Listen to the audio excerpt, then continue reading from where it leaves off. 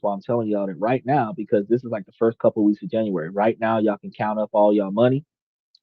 Your last paycheck should have your year to date on there, and that also means that you should still have the capabilities to um, note.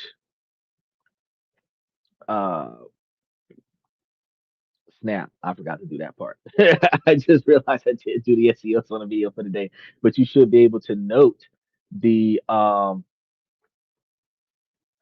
the um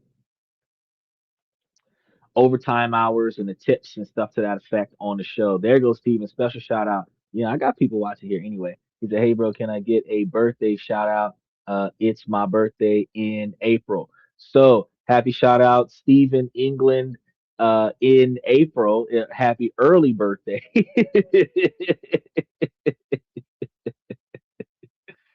Oh man, I appreciate you swinging by. They just integrated some stuff, so like I can actually get a lot of you guys' comments in the same spot at the same time now, even though y'all are catching me on the reel. So I was just looking at so many different things that have just changed on my interface, and I'm thinking to myself, dang, I should have checked on that a lot sooner. But no, so where were we? We were talking about um ooh, hold on. Double check this. Yeah, let's grab this one. This one will work. So we were talking about the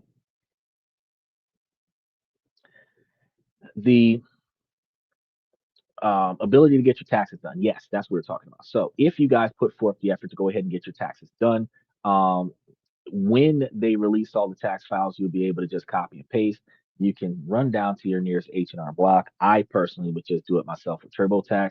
If you pay the extra money to set it up, where TurboTax will um, give you your give you your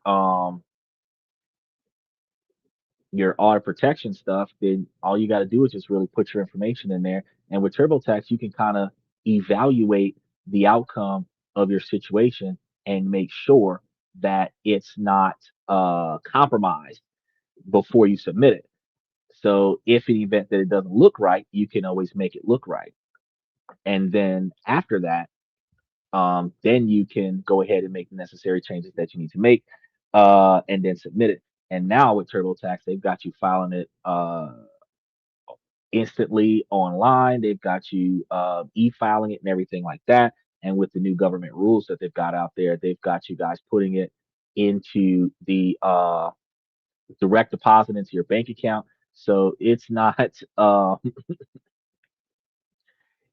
all what we used to do back in the day. So if you qualify and you do what you got to do, likely you'll see the stuff hit your bank account within a few weeks of you setting it up. You know what I mean? Which is cool. That's cool. So you don't have to really break your back with trying to make sure that your stuff is taken care of. You just have to put forth the effort to make sure that you got everything lined up and under control and edged out right so that everything is taken care of when it is time to file, because you got until April. But if you start putting everything up now, then you'll know what you need to do. And I know that some people are going to say, oh well, I'm still waiting on my W-2s from the job. But bro, you're in January, so your very last paycheck in December has your year to date on it. You don't need to wait for your W-2. And if you're working on the same job that you worked on last year, guess what? You can use the same information. When you got TurboTax, it's already in there. So you're rolling over your details from last year to this year. So all you're really doing is sticking with the same employer and then changing the values in the prompts to show how much you made now versus how much you didn't make. So really the only thing that you're calculating right now is your overtime hours versus what wasn't your overtime hours before. You know what I mean? Your tax deductible overtime hours. So I strongly recommend that you get out there and try to get it in yourself.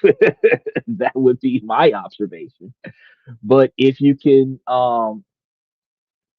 if you have the money to pay somebody else to go and pay attention to how your money is running, then go ahead and get that done. But I'm just like self-sufficiency. I mean, eventually I'm gonna get to that point where I'm gonna have enough money where I don't need to worry about it because I'm paying somebody else to worry about it for me.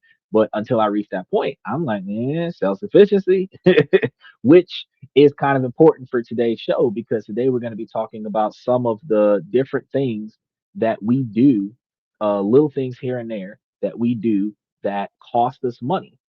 And then when we think about it, truth of the matter is, when we think about it, we find ourselves wasting a lot of the money that we don't necessarily need to waste and throwing away thousands of dollars a year, sometimes hundreds of dollars a month, but thousands of dollars a year, which prevents us from being financially successful. Now, remember, I told you guys that at some point I'm going to be covering this on the show. And I'm serious. I'm going to be covering it on the show. I'm going to be showing you guys how you could essentially save a decent quantity of money out of your standard living based on and I'm talking about like everybody. This is like, so for those of us that come from a low income standpoint, if you're on the bottom 25 quartile and you are in a position where you're trying to better yourself, better your standard of living, you're making a median income, close to 50,000 a year, 30,000 a year, and if you were able to pay for your standard of living by yourself, and then you ended up in a positive relationship with a person that could help you pay for your uh, relationship, or not your relationship, but they are like co-partnering with the bills and whatever. You've got this situation where your expenses only go up by a percentage. So if the so things that go up when you add an extra person to your house, the quantity of electricity. So basically, let's just go ahead and say utilities. All utilities are going to go up because you go from one person usage to two people usage. Then um, you have things that go up like transportation costs because even if you're sharing the same car, you're burning more gas if y'all don't both go to the exact same place at the same time. And if you're not sharing the same car, you have more cars, you have more car insurance, you have a lot more stuff going on with that, with transportation. You have medical expenses that are going to go up. You're going to have health insurance costs and stuff to that effect. But there's also other things that you do benefit from when you have extra people. And we're going to be getting into that today. Um, Before we get into that, I want to make sure that you guys note that Monday, Tuesday, and Wednesday we're going to be talking about business and finance. So we talk about the economy and how that negatively impacts our ability to make, save, and invest money on Monday. Tuesdays we talk about ways to money, save money, invest money, or budget money. Even though today, Thursday, we're going to be talking about a different way to budget some money. Um, it is because this is like a personal decision kind of thing, a way of life where when we talk about saving and budgeting money, it is like straight up investments on Tuesday. Then Wednesdays, we talk about different countries around the world that we can invest in and potentially go and live at a more affordable rate. So when we think about certain things, we're going to be getting into that later today. But when we start thinking about certain things like um, family plans on cell phones, um, joint car insurances, um, when we think about other things that like we could save money on if we bulk it together.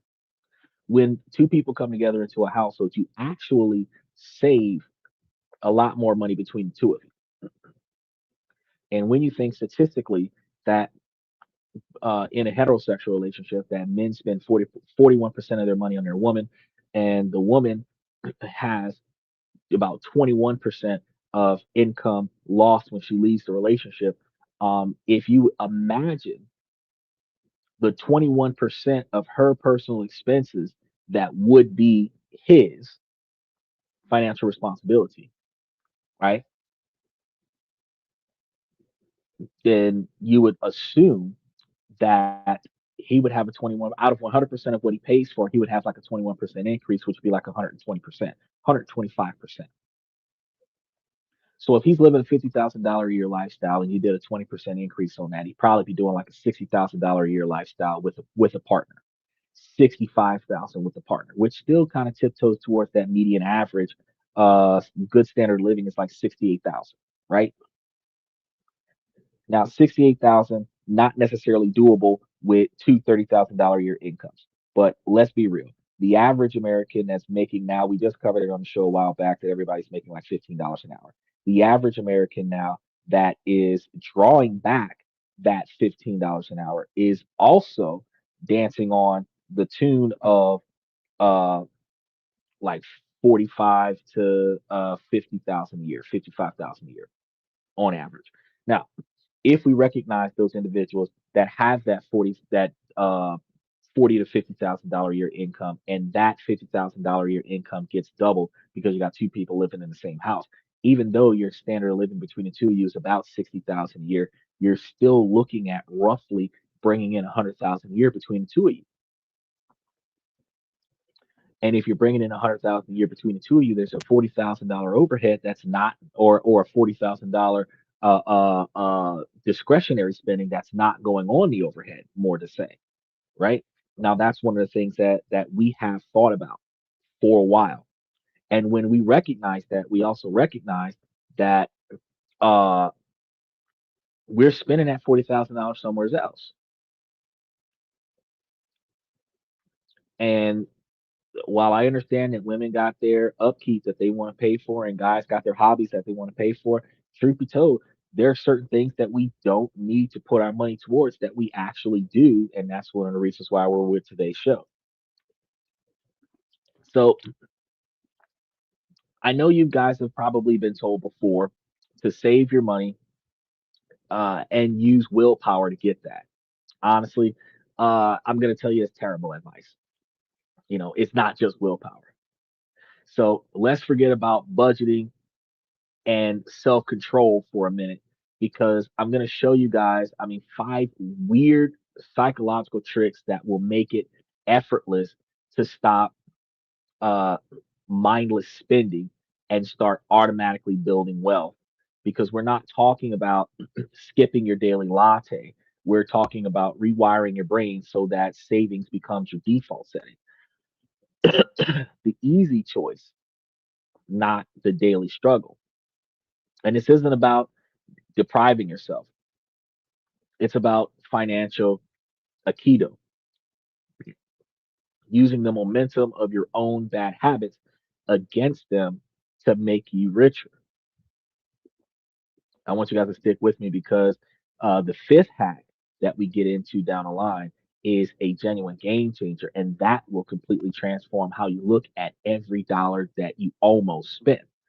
So let's be real for a second because the classic advice to just stop spending so much is useless. It's like telling someone who's stressed out to just relax. It doesn't work because it ignores why we're spending in the first place. Right? Our brains are hardwired for instant gratification, and in our world, retailers are masters at exploiting our desires. They use everything from the music in their stores to the layout of their websites to trigger a dopamine hit that makes you slam that buy now button. And here's how uh, the thing works. Look, willpower is a finite resource. It's a muscle that gets tired.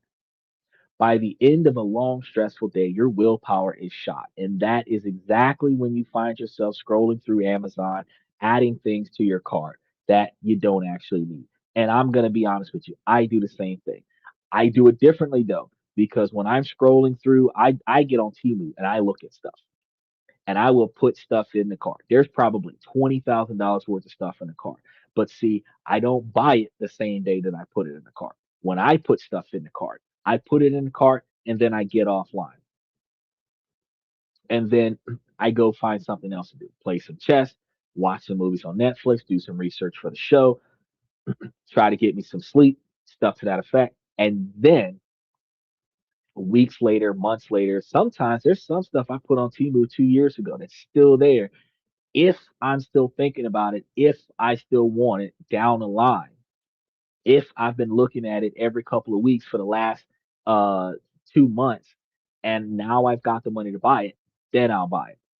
But it's not necessarily an impulse buy because I've been thinking about trying to get this forever, seemingly, right? But I also weigh my options versus my needs of the item versus my wants for certain items. So if I cannot find practical use for it on a regular basis, then I'm probably not going to get it. So, for example, I bought some stuff for winter. It's cold as fuck. So while I'm going to wear it for winter, I'm going to put it up after winter.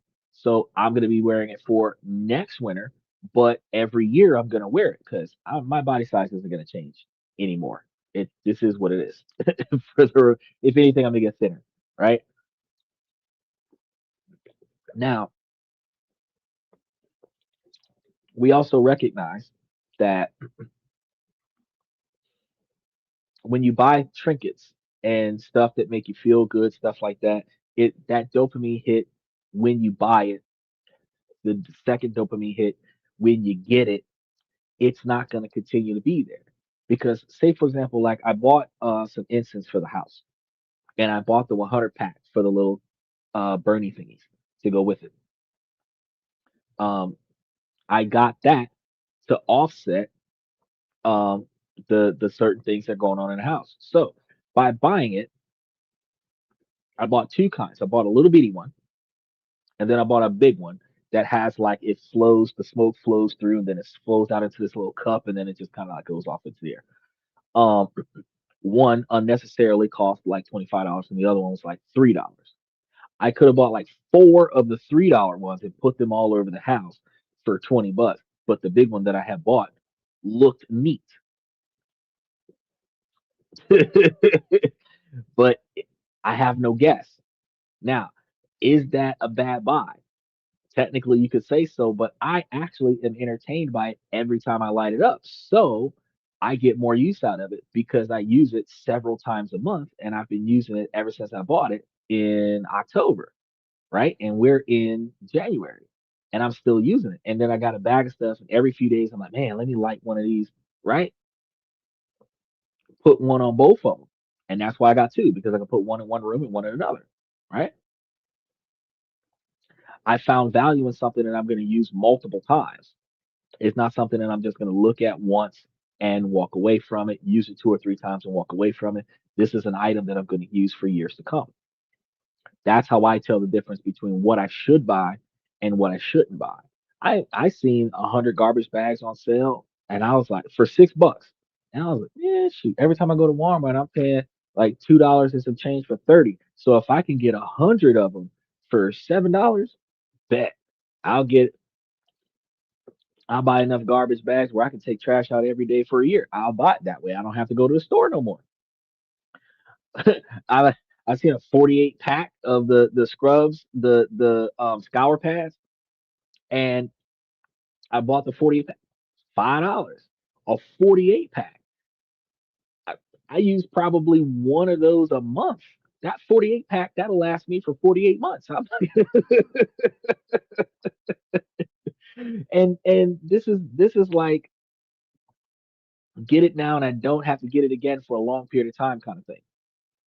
And the reason why I'm talking about this before we get into the ins and outs of this is that when I made the purchases that I made, I now have found I went to the store for the month, and you know what? I could not find $200 worth of stuff to buy because I got everything I need in the house. I everything that I needed I've already gotten from last month. That's still here this month, and there's nothing else that I need to get.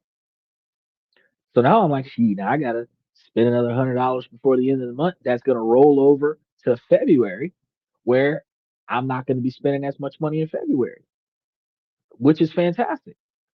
I'm able to take the extra money that I'm not spending on things that I didn't need, and I'm able to take that money and put it towards other stuff. Advance paying on bills, like paying the rent a month, 2 months, 3 months in advance. Advance paying on the car insurance, paying the car insurance off for 6 months. Advance paying on the phone bill, paying the phone bill 2, 3, 4 months in advance. By making these changes, guess what I'm able to do? just by making these changes. This is before, put it into a stock option, put it into a savings, put it into another thing. I'm able to take these things and put it into a place where now I'm advance paying all of my bills, all of my primary necessity, guaranteedly going to kick me in the dick kind of bills. And now I've got 2, 3 months of advance payment. So what happens if you get sick and you are the primary income? Well, shit, you can take a week off from work because your bills ain't due till March. Yeah, that is good advice, Stephen. You could take just by buying what you know that you need, especially if you can buy it in bulk. You buy what you know that you need, and now you don't need to buy it on a regular basis. So instead of having a monthly budget to get this, you got a quarterly budget. And then the rest of the quarter, you're buying it, you're paying off everything that you know that you're gonna have to do. And when I tell people, because my buddy tried this one time and I told him don't do it. He tried to advance pay his car note. It doesn't work like that with your car note because you owe them way more money than what you're supposed to pay them. So if you overpay on the car note, it just brings the bill down faster. You still owe the same amount of money next month, but your utility bills are fixed amounts of money. For example, hold on, okay. Hold on, let's see. He said, is there a benefit to advance paying bills, but peace of mind, like a discount? We're gonna get to that. We're gonna get to that. Because you have fixed bills like light bill, water bill, gas bill, cell phone bill. These bills are fixed bills, and it's a guaranteed service. You don't get a discount on these particular types of bills. It You paying in advance, it technically does give you a peace of mind, but when you pay in advance your cell phone bill, what it does give you is a blanket of extra capital on your cell phone account, at least here in America, so that if in the event that you do want to make a purchase, like buy you another cell phone, they can take the money off of your account and put it towards that cell phone. And then you don't have to take so much money out of your pocket and put it towards that cell phone. So say you wanted to buy a new iPhone and you've got $900 on your phone bill. Well, you could charge that $900 towards that iPhone, and then they charge you the difference. And typically, if you're going to get a plan with that, if they're going to hook you up with a plan with that, where you only had to put $600 down towards the iPhone, they'll just hand you the iPhone, take the $600 off of your phone bill, and then you pay the monthly difference. Now, is there a discount in other situations? Yes, there are. Certain car insurances offer you benefits when you pay for it in advance. So some car insurances charge you installment fees or stuff to that effect when you're paying them month to month.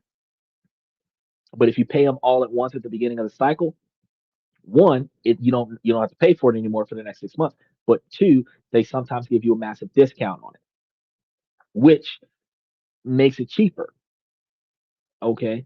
Um, there are certain situations like finding discounts on gas with if you can catch it at the right price, but the peace of mind is more important than just saving a little money.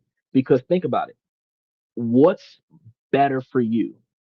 Putting the money in a bank account that's not going to get you any interest between now and the time that you spend it, and having the peace of mind in the bank, or having the bill already paid and having the peace of mind that your rent's not going to be late, because saving money on not paying it late because you forgot, or because your paycheck didn't come in on time, or if you got furloughed in October but your rent was paid through January, you would have missed 2 months of work and you would not have gone behind on your rent.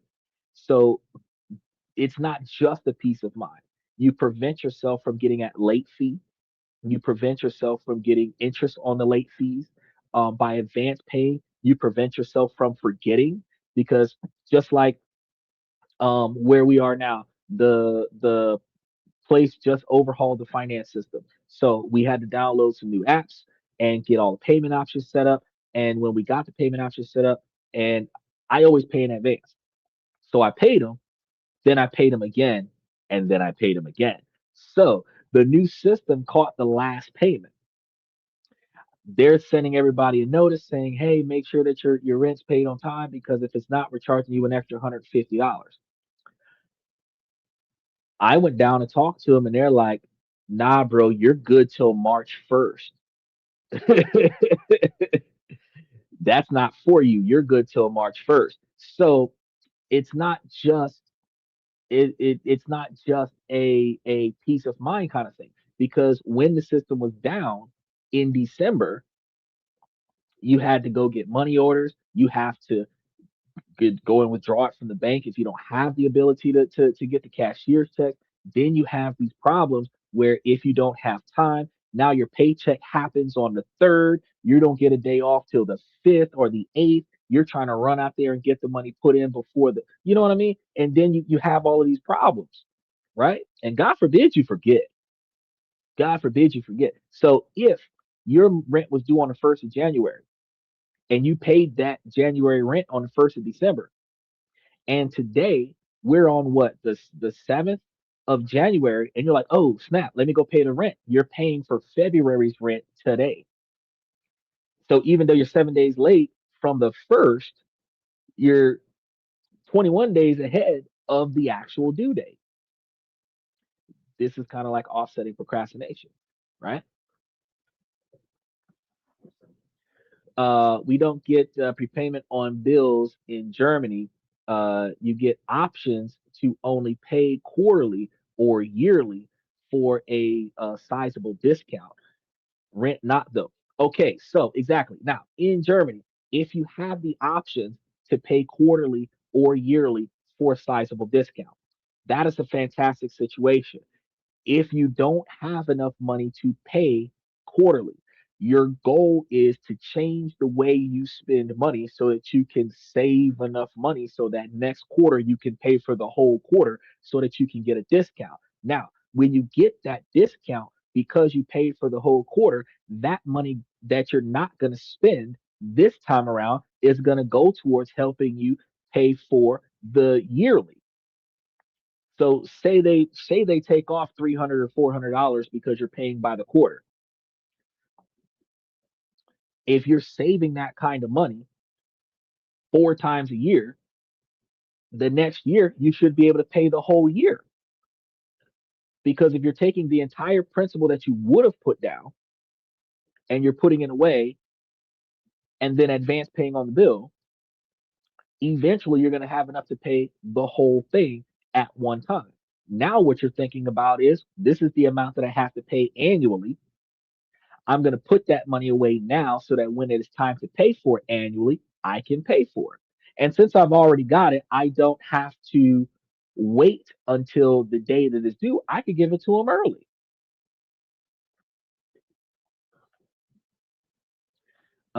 That money goes directly in the tank of the bike. Well, if you take extra money, so if you're burning a lot more gas on transportation, especially if it's gas you don't need, you could probably preserve a little bit of it. At least here in America, we have opportunities to have certain things like we get the groceries delivered every day, every couple days, really, at least twice a week.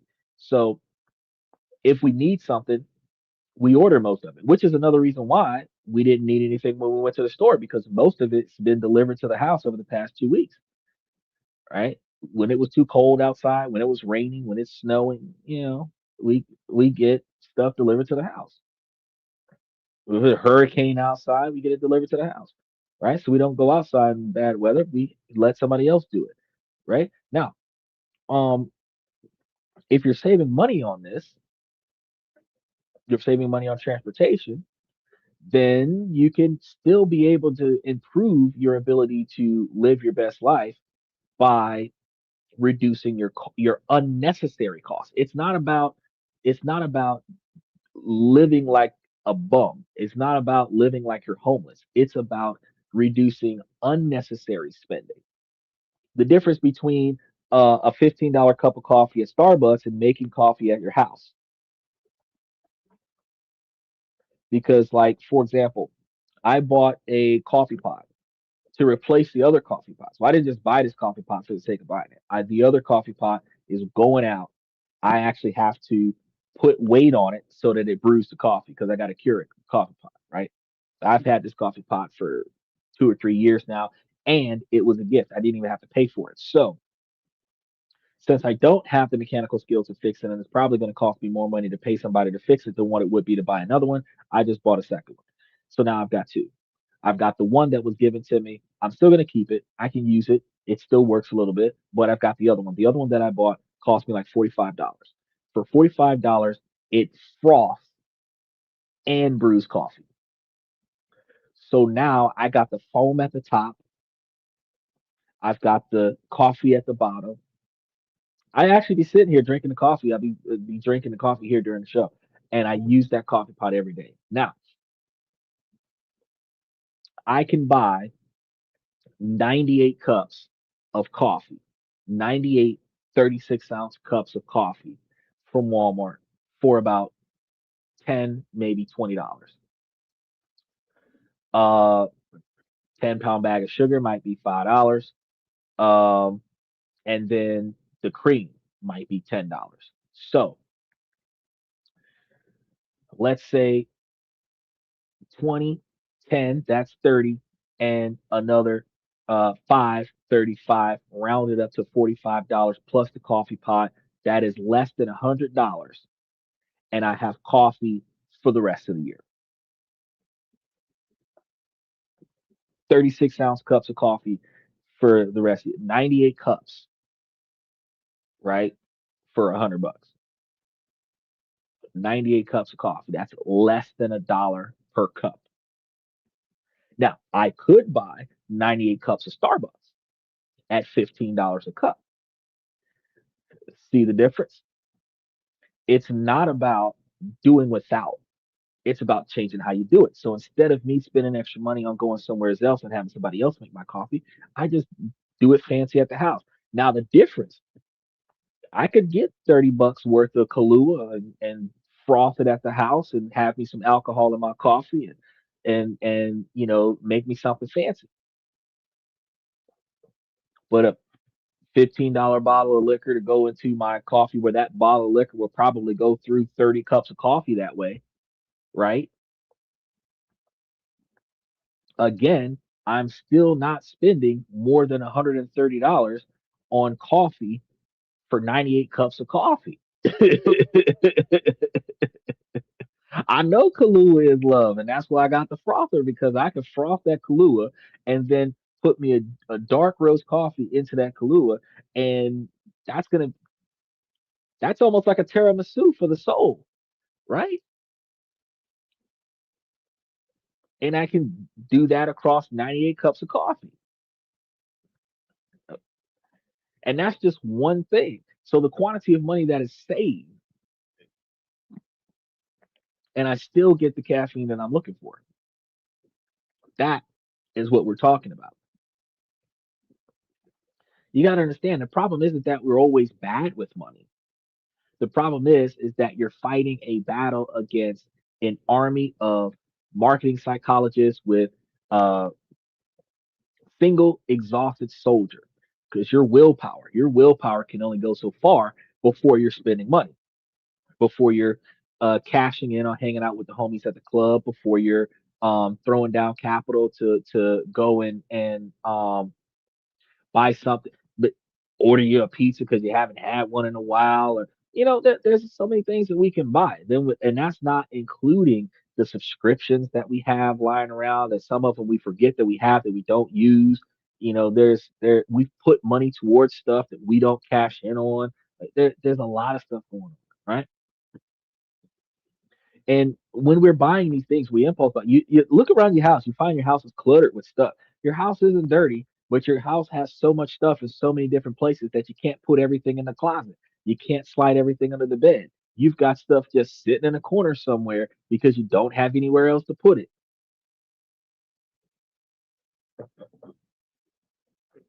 Exactly. So he said, I currently live in a big city, eating like super extensive because eating out all the time. And I'm now moving into a house in the countryside, and I expect my expenses going down despite the mortgage. Yeah, your expenses is going to go down because you're going to eat more at the house, because if you're out in the rural areas, you're outside of the big city area, you're not going to want to commute to the big city to go and eat. And one of the things you're going to find is when you cook at the house, you can do something that you can't do at the restaurant. You can cook in bulk at the house, and then you can have leftovers that you can pop in the microwave. So you can make a bigger meal for like 10 or 20 people, put it in the fridge, and then take some out whenever you want some. And now you've got 10 or 20 different servings after the first time you make it. And the food tastes so much better the next day. So all you got to do is hit it up, heat it up, and eat it. And that benefit, for example, you can make a big lasagna instead of buying two.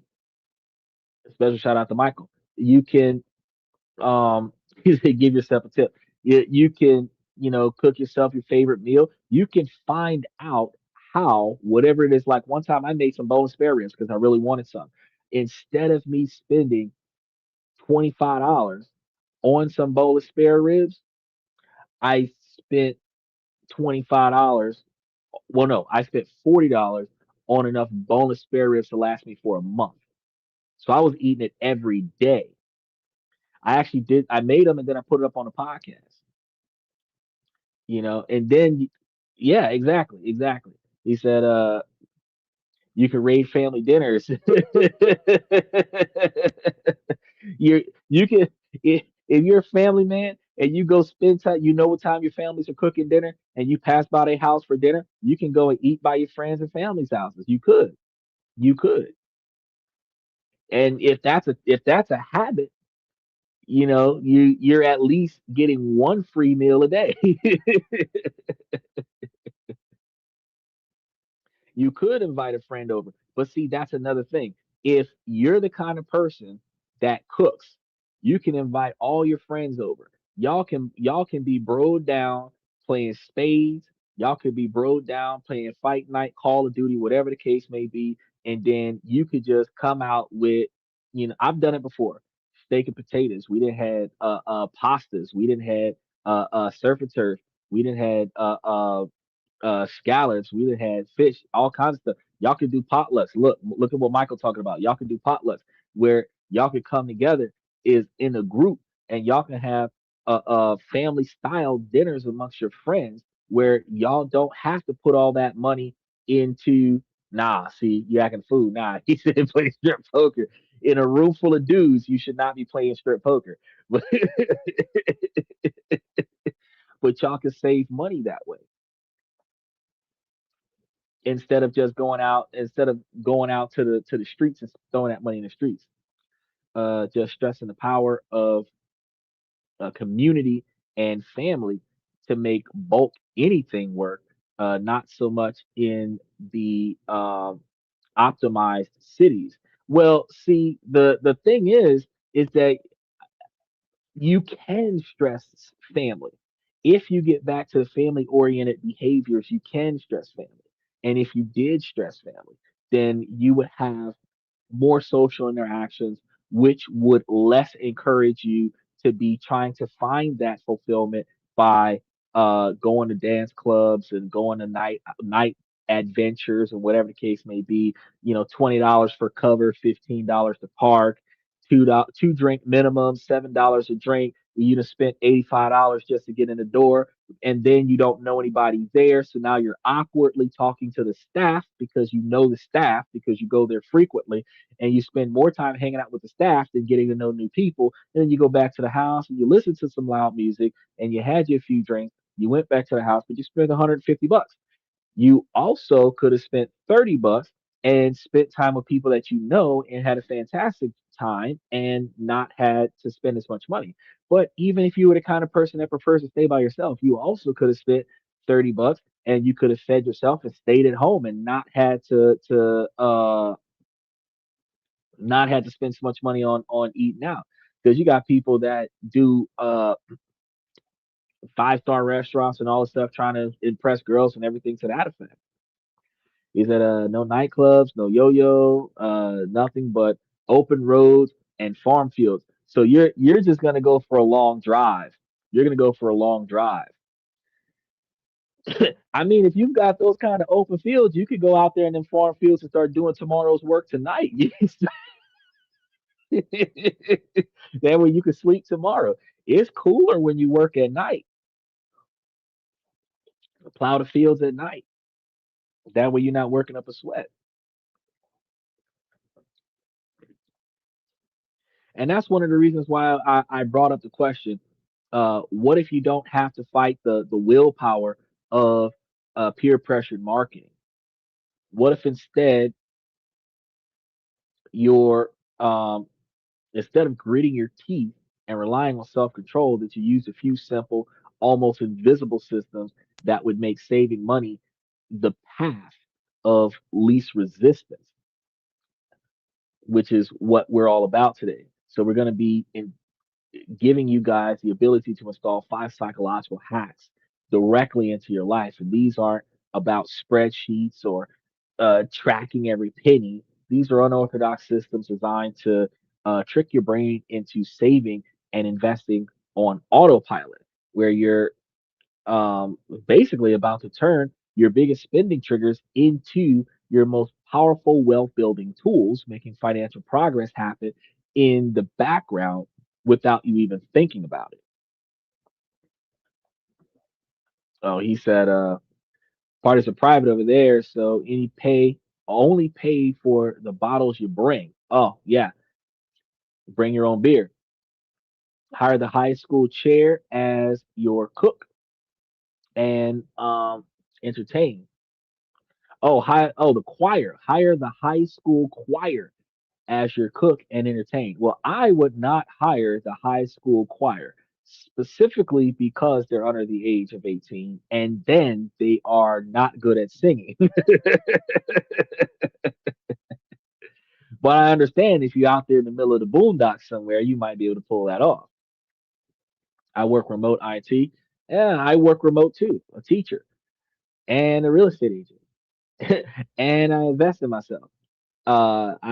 We got the dividend rotation strategy with the core satellite portfolio up here right now. We just was talking about trading stocks just now.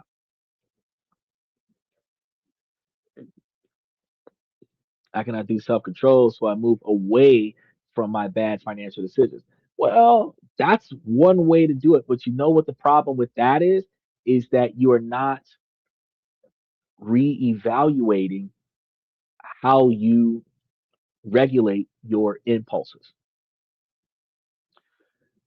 knowing that if you have access to it, you're going to spend money on it, knowing that if you have the capabilities, you are not going to restrict yourself. That is distancing yourself from that. That is something you still need to work on because, again, when you get back into the city and you have the opportunity, you're going to go all in. Bad financial decision opportunities, they're going to still be there just because you're too far away. An alcoholic can drink less alcohol if he doesn't buy the alcohol himself. But notice the alcoholic is going to drink less alcohol because he's not buying it himself. He still has to gain the willpower to not go places where people will give him alcohol for free. That's a whole nother level of self control. If the goal is to stop drinking alcohol, it's not just saving money on it by not buying it yourself. It's also not going to the places that will cause you to spend the money or allow somebody to offer you a free drink so that you will still be drinking when the goal is to stop drinking. If you're trying to improve your financial decision making, it's not just distancing yourself from the things that you normally would spend your money on. It is also um, not just showing self control and not buying it, but also prioritizing something else with the money so that the money isn't there to spend on. If all you had was gas money to get home and whatever your impulse was, and you really wanted to go home, you would put the gas in your car to go home. One of the things that you do to regulate your impulses is make it hard for you to access your money outside of emergency funds. And we haven't gotten into that yet, but look, and that's what we're going to be talking about today, is changing bad habits into good habits. But think about the fact that um, if you, what I do is I fill my gas tank on the way home. That way, I have a full tank of gas when I leave the house. But if you were the kind of person that filled your gas tank up on the way out, you would only leave the house with enough money to put gas in your car. Everything else that you want, you don't got enough money for. So you'll look at it, and then when you think, "Oh, I'm going to pay for it," but I didn't bring money for that. Now you can't pay for those things. You've got money, you left it at the house. It's a lot like when girls go out on dates. They deliberately leave their wallet. They bring the type of purse that has their ID in it, but they make sure that the other little pocketbook that goes inside of it that has all of their cash in it, that stays at home because their intention is to force you to pay, right? Not saying that all women do this, but I'm saying that hypothetically, that's how you avoid paying for it, by deliberately not bringing your money, right? You build a habit. For example, anybody who plays video games on their cell phone, by deliberately not setting up your Google wallet, by deliberately not setting up your Apple Pay wallet, by deliberately not setting up your Samsung wallet, you don't have the capabilities of impulse buying on a video game, because it's going to ask you for your financial information. And a lot of times you are not right next to your wallet or your purse. You have to get up, turn on a light, go to where the wallet is, pull the card out that you want to use, and then you have to type in the information. And all of that effort would discourage you from making the purchase. Plain and simple. The same way, anybody who has a problem with getting up on time, you set an alarm clock that's obnoxiously loud and put it on the opposite side of the room. It's gonna wake you up because it won't. And then you don't do it on one of those regular 5 minute timers. You do it on one of those 15-minute, like it'll never go off kind of timers with the three repeat alarms, so that it's going to keep going off for 30 minutes. There's no way that you're not getting up off of this alarm, because it is so obnoxiously annoying that it is going to continue to pressure you to get out of bed. And by the time you walk to the other side of the room to turn the alarm off, you're so pissed off, you're awake. If you put it where you can knock it off the counter, turn it off, and not even wake up, it's not going to serve its purpose. But if you force yourself to get up to go across the room and go turn it off, you're up now. He said, it's actually cheaper to fill the tank than to stop every $20. You're definitely right. You fill the whole tank. I top it off. I go above and beyond. I have a little bit of gas coming out the top. But he says, I also like to use small bills and don't do cards. You think twice before you count. Yes, before you count those euros in fivers on the counter. That's a good way to do it too. Um, Leaving all of your credit cards at home would prevent you from overspending. Um, and then bringing just enough cash to take care of things. But you know what? Because here in America, we have the opportunity for preloaded secured cards, where you put enough money on that card, and then you go and you take that card to go do what you got to do with, but you can only spend what's on that card. So if you're planning for gas in the car, and maybe like a tire or whatever, extra $30 on top of it, like that's all you have on this car. Any other transaction above that is not going to happen. So that kind of helps. Yeah, but see, even if you do debit in Germany, you still have certain bank accounts that only have a certain quantity of money in it.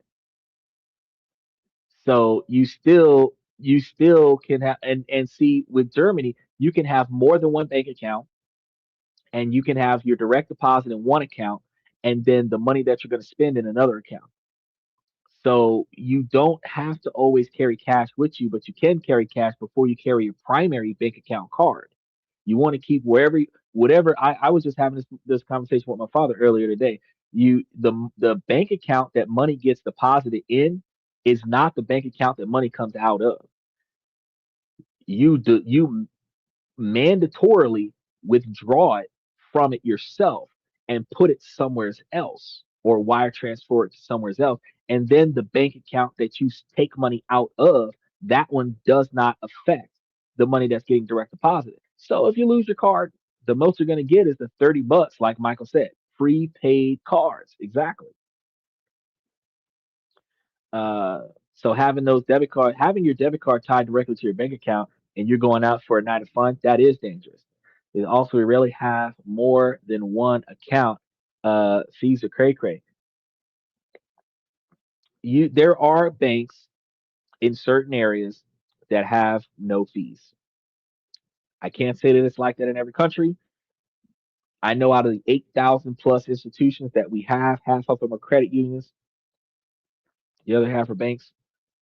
We do have some that have no fees. And those are the ones that we put our money in. Since the world's going to go plastic, invest in data storage. Good point. Oracle is a good data storage company, and we have that on our rotation strategy.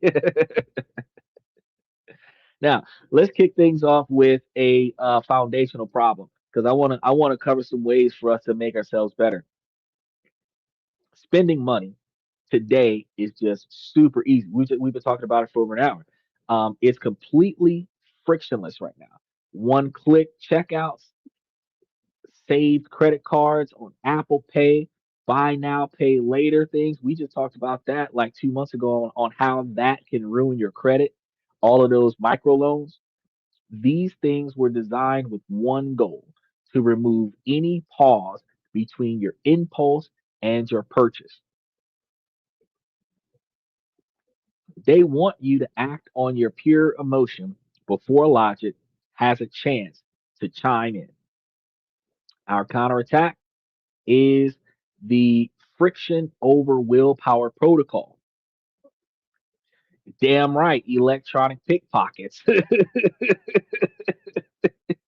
Because they'll send you they used to send you those little postcard, little flyer things in the mail. Oh, get this really awesome jacket for free. And then you're like, oh sweet, what how do I sign up for that? Oh, just give us five minimum purchases of $25 a month. It ain't free. You got some like, oh, they just said, what was it, the police department or some crap just recently?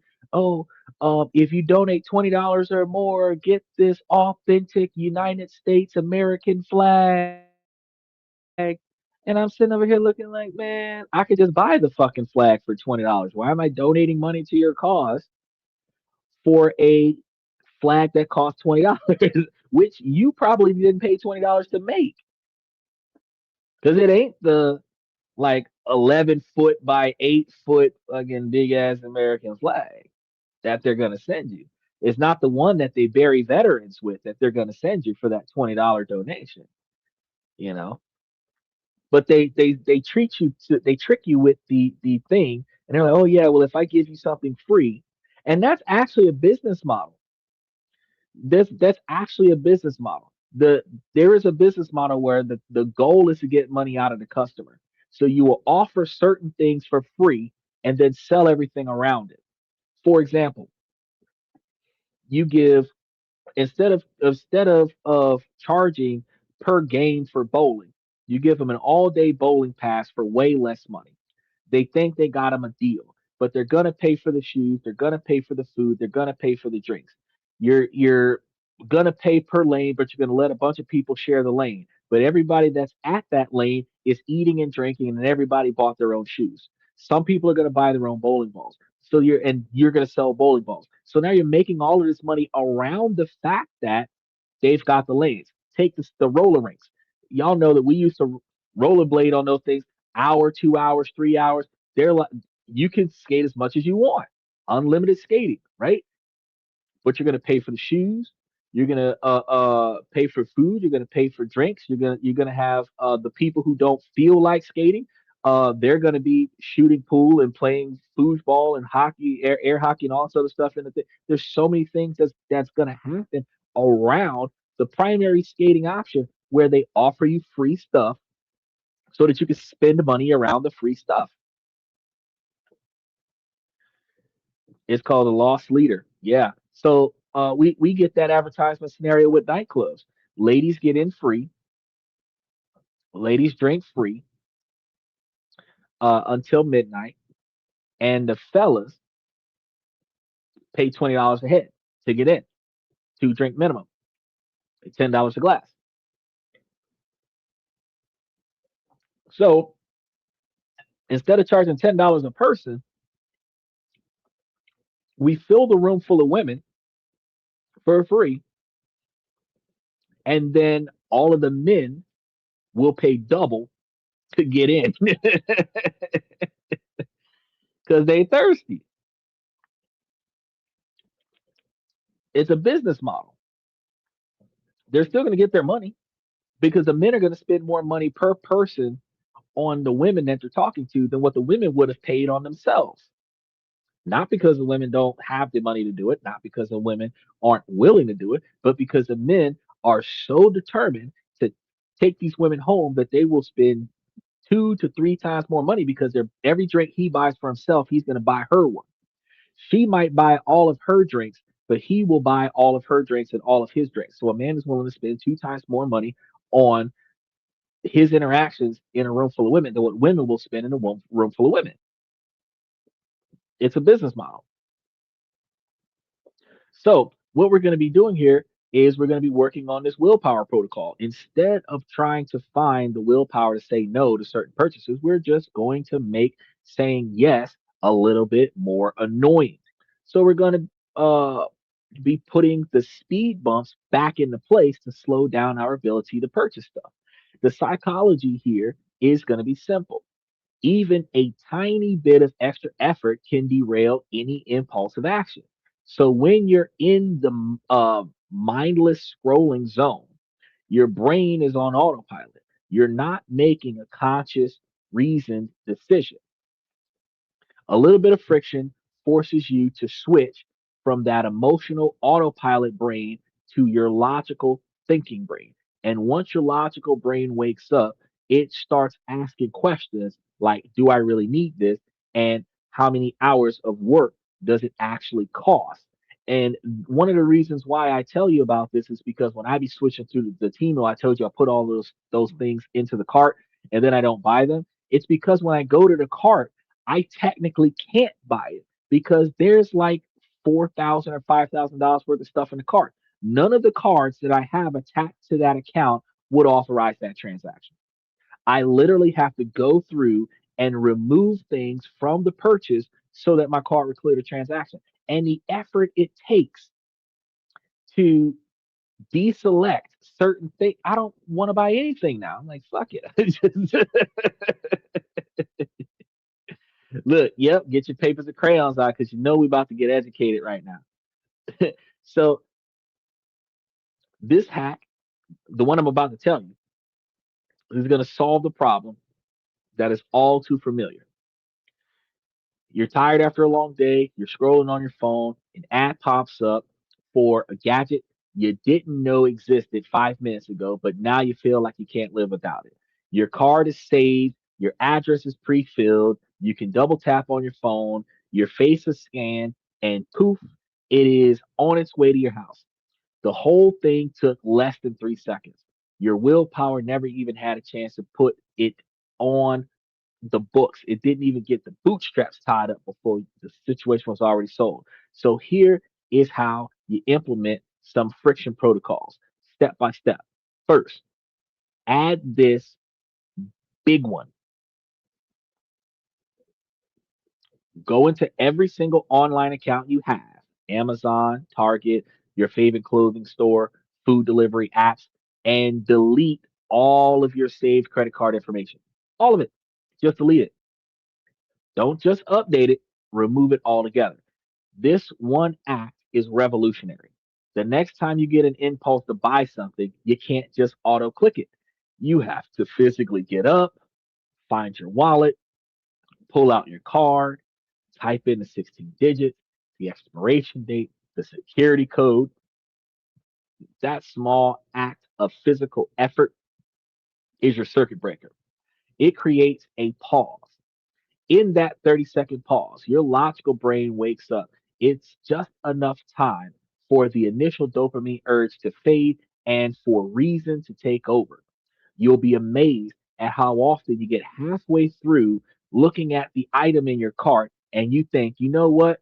I don't actually want this. Or, fuck it, I'm not trying to find my wallet. Because if you're lying in bed, your wallet's not on the same side of the room as you.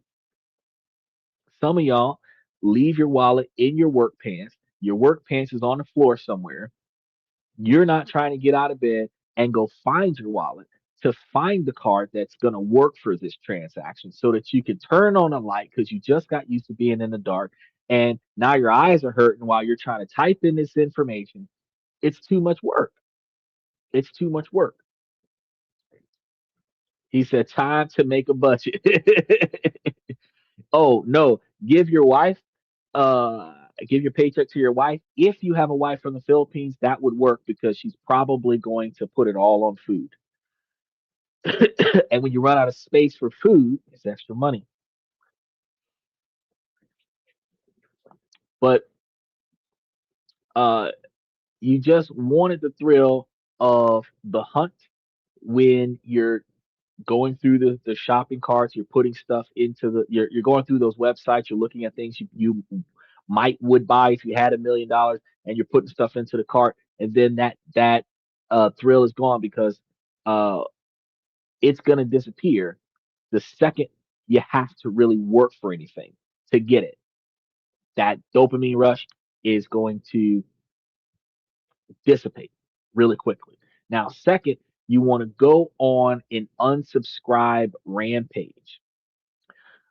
Open your email and ruthlessly unsubscribe from every single promotional email, every 24-hour flash sale, or you left something in your cart notification. Unsubscribe from everything. Email is a physical attack on your wallet for anybody who checks their email.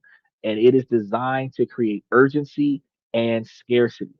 By unsubscribing, you're not just cleaning your inbox, you're building a fortress around your focus.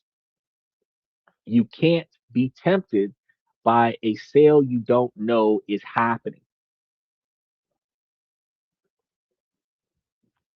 Write down everything you spend the money,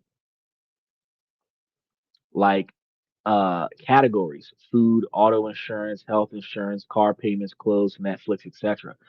Okay, so yeah, Michael's got a fantastic idea. That is something that you do when you are watching your money. And if you do that, you will be able to see how much money you're spending, but that's not going to discourage you from spending the money if you know that you have money left over that doesn't have a purpose. One of the things that the millionaire mindset does is it teaches people to find a purpose with their money by investing it in the future: stocks, bonds, Bitcoin, gold, silver, health savings accounts, so that your money is somewhere else making money for you instead of short term gratification where the principal is gone. But if you, that's not going to stop you from making impulse decisions.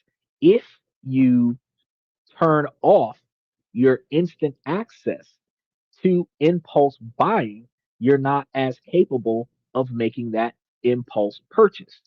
So, just like the gentleman was talking about in Germany, he only brings a limited quantity of cash because he really has to think about how much he's spending versus how much he has left every time he pulls money out of his wallet.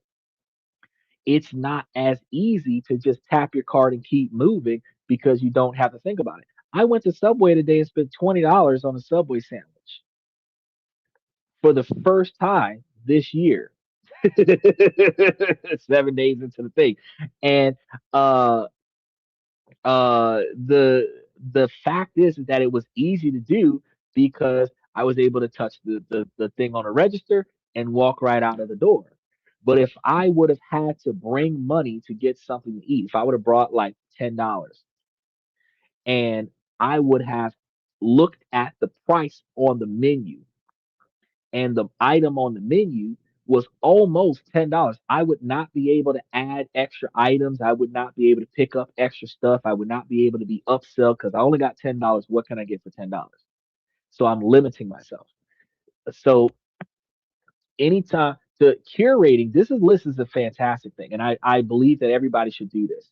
And a lot of the fintech apps are doing this. They are taking every purchase that you have, and then they're categorizing them, and then you can go to a spreadsheet, and that spreadsheet will tell you how much money you're being responsible with and how much money you're wasting. And then it's going to set a budget challenge for you to not spend that much money. But the problem is you still don't have the motivation. Is that I call it taking control of your money? I agree with you. That is fantastically taking control of your money because you're watching how much money goes out the window, but you're not doing anything to stop it. Documenting it like that, you can start by seeing how much money is leaving, and then you need to find ways to stop the money from leaving. It's almost like if you were Hugh Hefner and your money was all the Playboy bunnies, whatever you got to do to keep them from leaving the house, besides chain them to a wall, that's what you got to do. But slowing down them walking out and encouraging more to stay, that is what you're trying to do. And this is just a psychological thing because truthfully, our mental focus on what we're doing can easily discourage us. When you know that you've got an important bill coming up, you're less likely to impulse buy.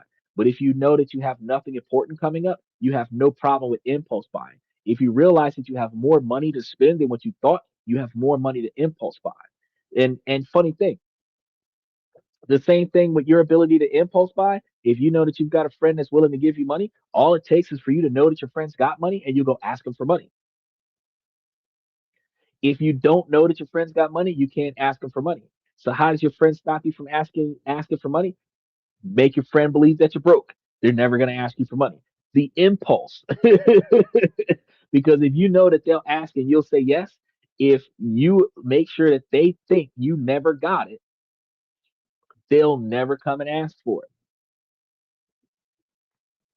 And you're right. The purpose of extra money is supposed to go into investments, but you have to first not spend the money so that you have extra money to invest. And that's what we're trying to get to right now. We're just trying to get you guys to spend less money, spend less unnecessary money. Because we're not saying don't buy new clothes when you need new clothes because your old clothes need to be thrown away because they're holes, stained, burnt up, whatever the case may be. We're not saying don't buy food. We're not saying don't get your Brazilian weave. What we're saying is that some stuff that you normally would not have bought, that you're buying it because you're looking at it right now, not because you need it. If it was difficult for you to acquire it, then you don't get it. The effort that you put into acquiring something should be based on the need. If it's not that important, it shouldn't take this much effort to get it done, right? Is I'll buy you a Happy Meal. Fuck that Happy Meal, Mike. I love that. I love that thought because you're thinking Happy Meal, but you're thinking about 50 years ago, Happy Meals were cheap. A Happy Meal costs more money than a value meal, bro. Like, fuck that toy, that bullshit ass toy. They're putting a little cheeseburger in there with a small fry and charging you $10 for it. I could get a double quarter pounder with cheese, a large fry, and a large drink, and give that to my toddler and let him go play with the damn toys at the house. Fuck that Happy Meal little bullshit ass toy. And God forbid if you have a girl, all they're gonna give you is a bunch of damn stickers. I could get the stickers from Walmart for $2 and some change. I could buy two double quarter pounders with cheese, and I could buy a large fry, and then I could go to Walmart and get some stickers. And my kid is not hungry, and neither am I. And I spent less money. I hate those Happy Meals now that I'm grown.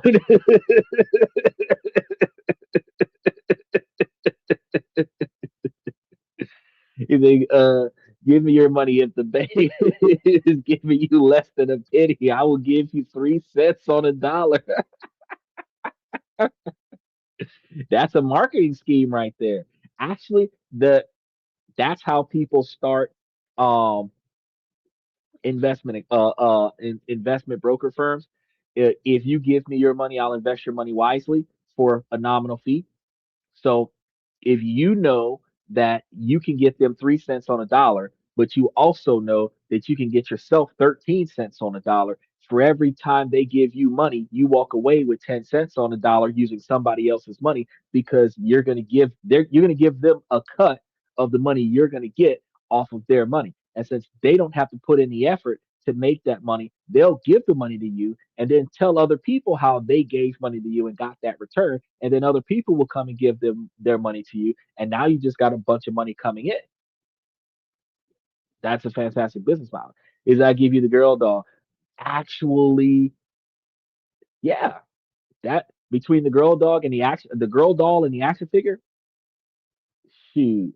I used to have a Barbie dream house and the Barbie car. My sister was pissed, but it was right across from Castle Grayskull so that we could have the war back and forth with the GI Joes and the Masters of the Universe and the NWO, Hulk Hogan, Beast Man. I had the whole 9 yards. It was good versus evil. It was Sting versus the Undertaker. ATM machines, I'm still trying to figure out where the profit comes in there, because if they put money in and they get money out, the only profit that I can think about is a $2 charge for each time that they use the ATM machine. So if you don't own the ATM machine, I'm trying to figure out where the profit comes in at, because you're putting a bunch of money in, getting a bunch of money out, but the profit only comes from transactions. And I'm trying to see, like, because with a vending machine, you're gonna make a profit because they're gonna buy stuff. But with an ATM machine, you're just exchanging out currency. And I'm trying to figure out, as a subcontractor, how do you profit from that? You know what I mean? Because the ATM machine is not free. The establishment is not yours. And where do you get your profit from to collect the cost of the vending machine versus, I mean, the ATM machine versus the cut you're going to give the establishment for the ATM machine being there, and how much profit you're going to get. So I'm gonna look into that, and then I'm gonna have to get back to you on that. That's actually a thought. He just look, see, he just gave me an idea on how to make some money. Because I've actually been thinking about ATM machines for a minute. Like, man, if I had the extra kind of money, I'd flip ATM machines. But then I'm like, wait, where do I get where do I get my profit from? Now, the third thing that you can do to save you a little bit of money is log out of all of your shopping accounts. If you have shopping apps on your phone, you want to delete them, or at the very least, just log out of them after every single use. Just completely log out of them. Just like deleting your card info, the simple act of having to remember and type in your password is another layer of friction. It's another moment to pause how many times you have to think about uh, that same question. A late night purchase uh, that you just give up on because you couldn't remember your password. Because you notice that there's a lot of shopping apps where you can browse the app, you can look into certain stuff, but when it comes down to purchasing the item, you have to log into your account. If you don't remember your username and password, you can't buy anything. I logged out of Amazon, and it took so long for me to get logged back into Amazon. There was so much stuff that I don't buy from Amazon. I stay logged into Temu, but that freaking cart's got like 4,000. I'm careful. I'm like, I don't want to buy. I don't want to just instant buy anything because I don't want to fuck around and buy $4,000 worth of shit. Have UPS put a whole Christmas tree worth of stuff on my front porch. I'm trying to, I ain't trying to do that. So these are some of the things that are part of the friction protocol because that allows the friction protocol to do its job. It just deters you from making that impulse buy because the effort it takes for you to log in, the effort it takes for you to find your credit information, the effort it takes for you to find your money, to find your wallet, to put all of this stuff deters you from making that impulse buy, which helps you save money on unnecessary things. All right, he's got the information. High traffic areas like stores, bars, gas stations, and stadiums. So those are the locations where the money is made the most. So you're going to turn your profit from high transaction usage. Special shout out to Cardinal. I feel like ATMs are more so a convenience thing for different business customers. Yeah, I agree with you on that because I'm not sure I personally would have the skill set to turn myself into a millionaire using ATM machines. Um, because most of the high volume areas that have ATM machines in it, I would be in a diluted scenario. And me myself, as an ATM user myself, I try to find a free ATM machine. I don't like to go to ones that charge me money.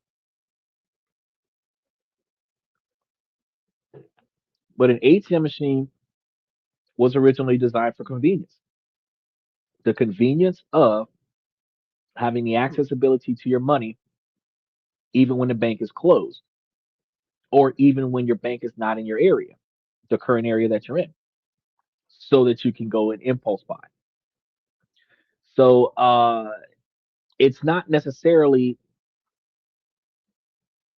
it's the ATM machines are not necessarily a business, but you're right. Like Michael says, convenience sells. Convenience definitely sells. Yeah, churches are starting to put ATM machines in the lobby. So you can't say that you ain't bring no money to donate to Jesus because they got ATM machines in the lobby. Eight, look, Uber and Lyft are more successful than the regular cab companies because they're more accessible and they're cheaper. And the only reason why they're cheaper is because they're from a different business model.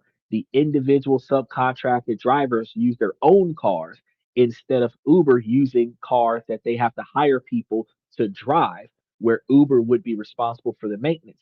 Taxi cab companies are responsible for their taxi cabs to be in pristine condition, and the driver just drives the car. The drivers for taxi cab companies make less money than an Uber driver because the majority of the stuff is provided by the company. Uber does put more money into the pockets of its drivers than taxi does, but Uber, Lyft, and other such taxi companies still make most of their money off of tips. So when they're not getting tipped out, they got to drive more. But Uber and Lyft are technically, in some situations, safer than a cab driver because they don't carry cash. Everything is paid for on the app. God needs his cut too. The Lord don't need nothing because when his son was walking through the streets barefoot with no clothes on his back, ain't nobody gave him no money. Throughout every scripture in the Bible, not one time did the Lord ask for a dollar, a peso, a euro, a krona. He asked for food and he asked for shoes. Act technically he asked for sandals. And I think he asked for a cloak or something. Basically clothes. Never money. Never money. Probably the only entity in human history that could give two shits about money.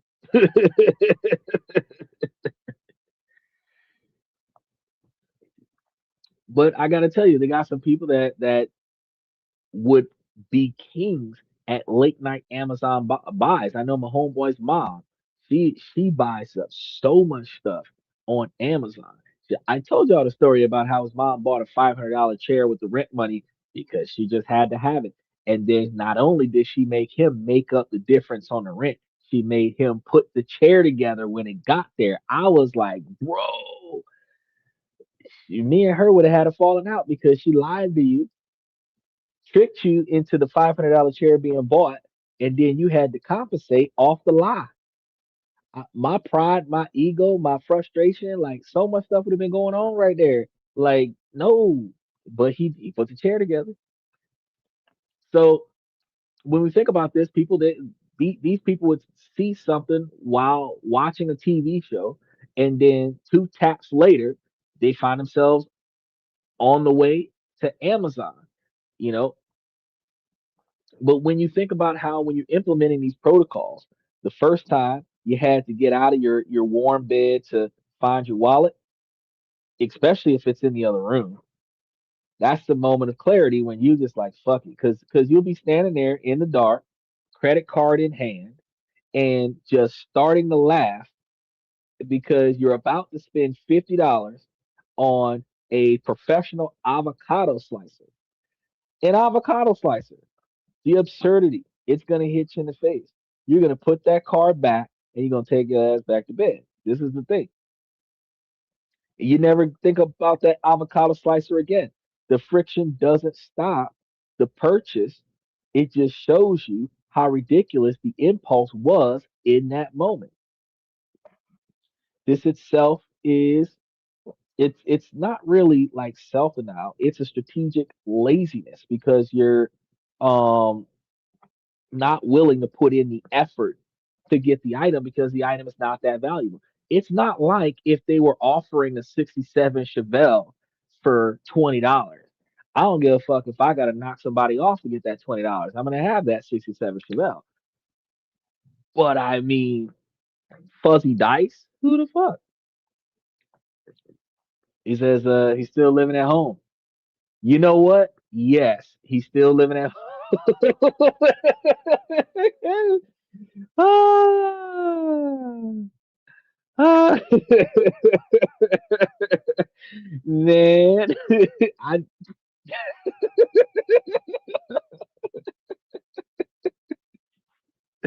he 32. Uh,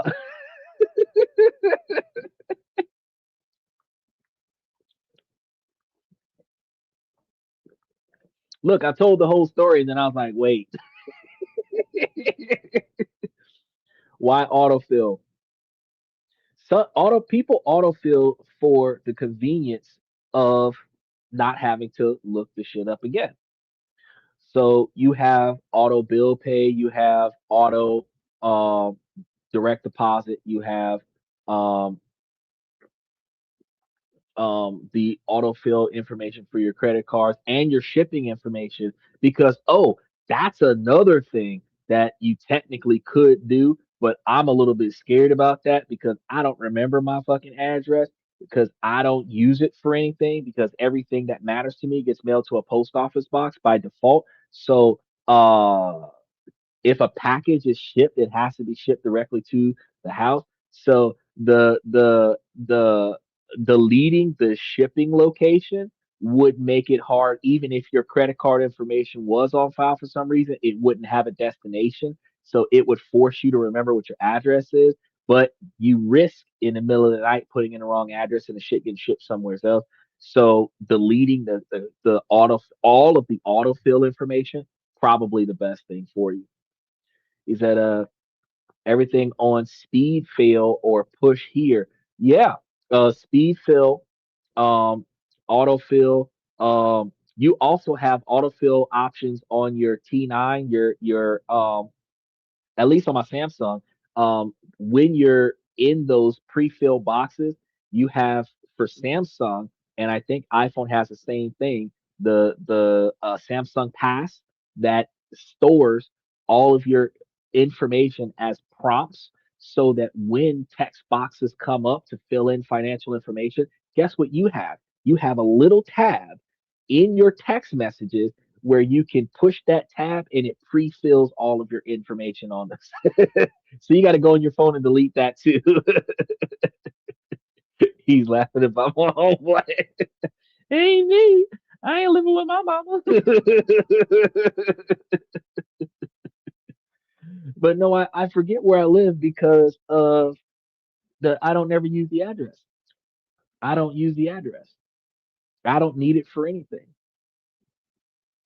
Shit. The outside of the address being on my driver's license, there is no other reason for me to have the address.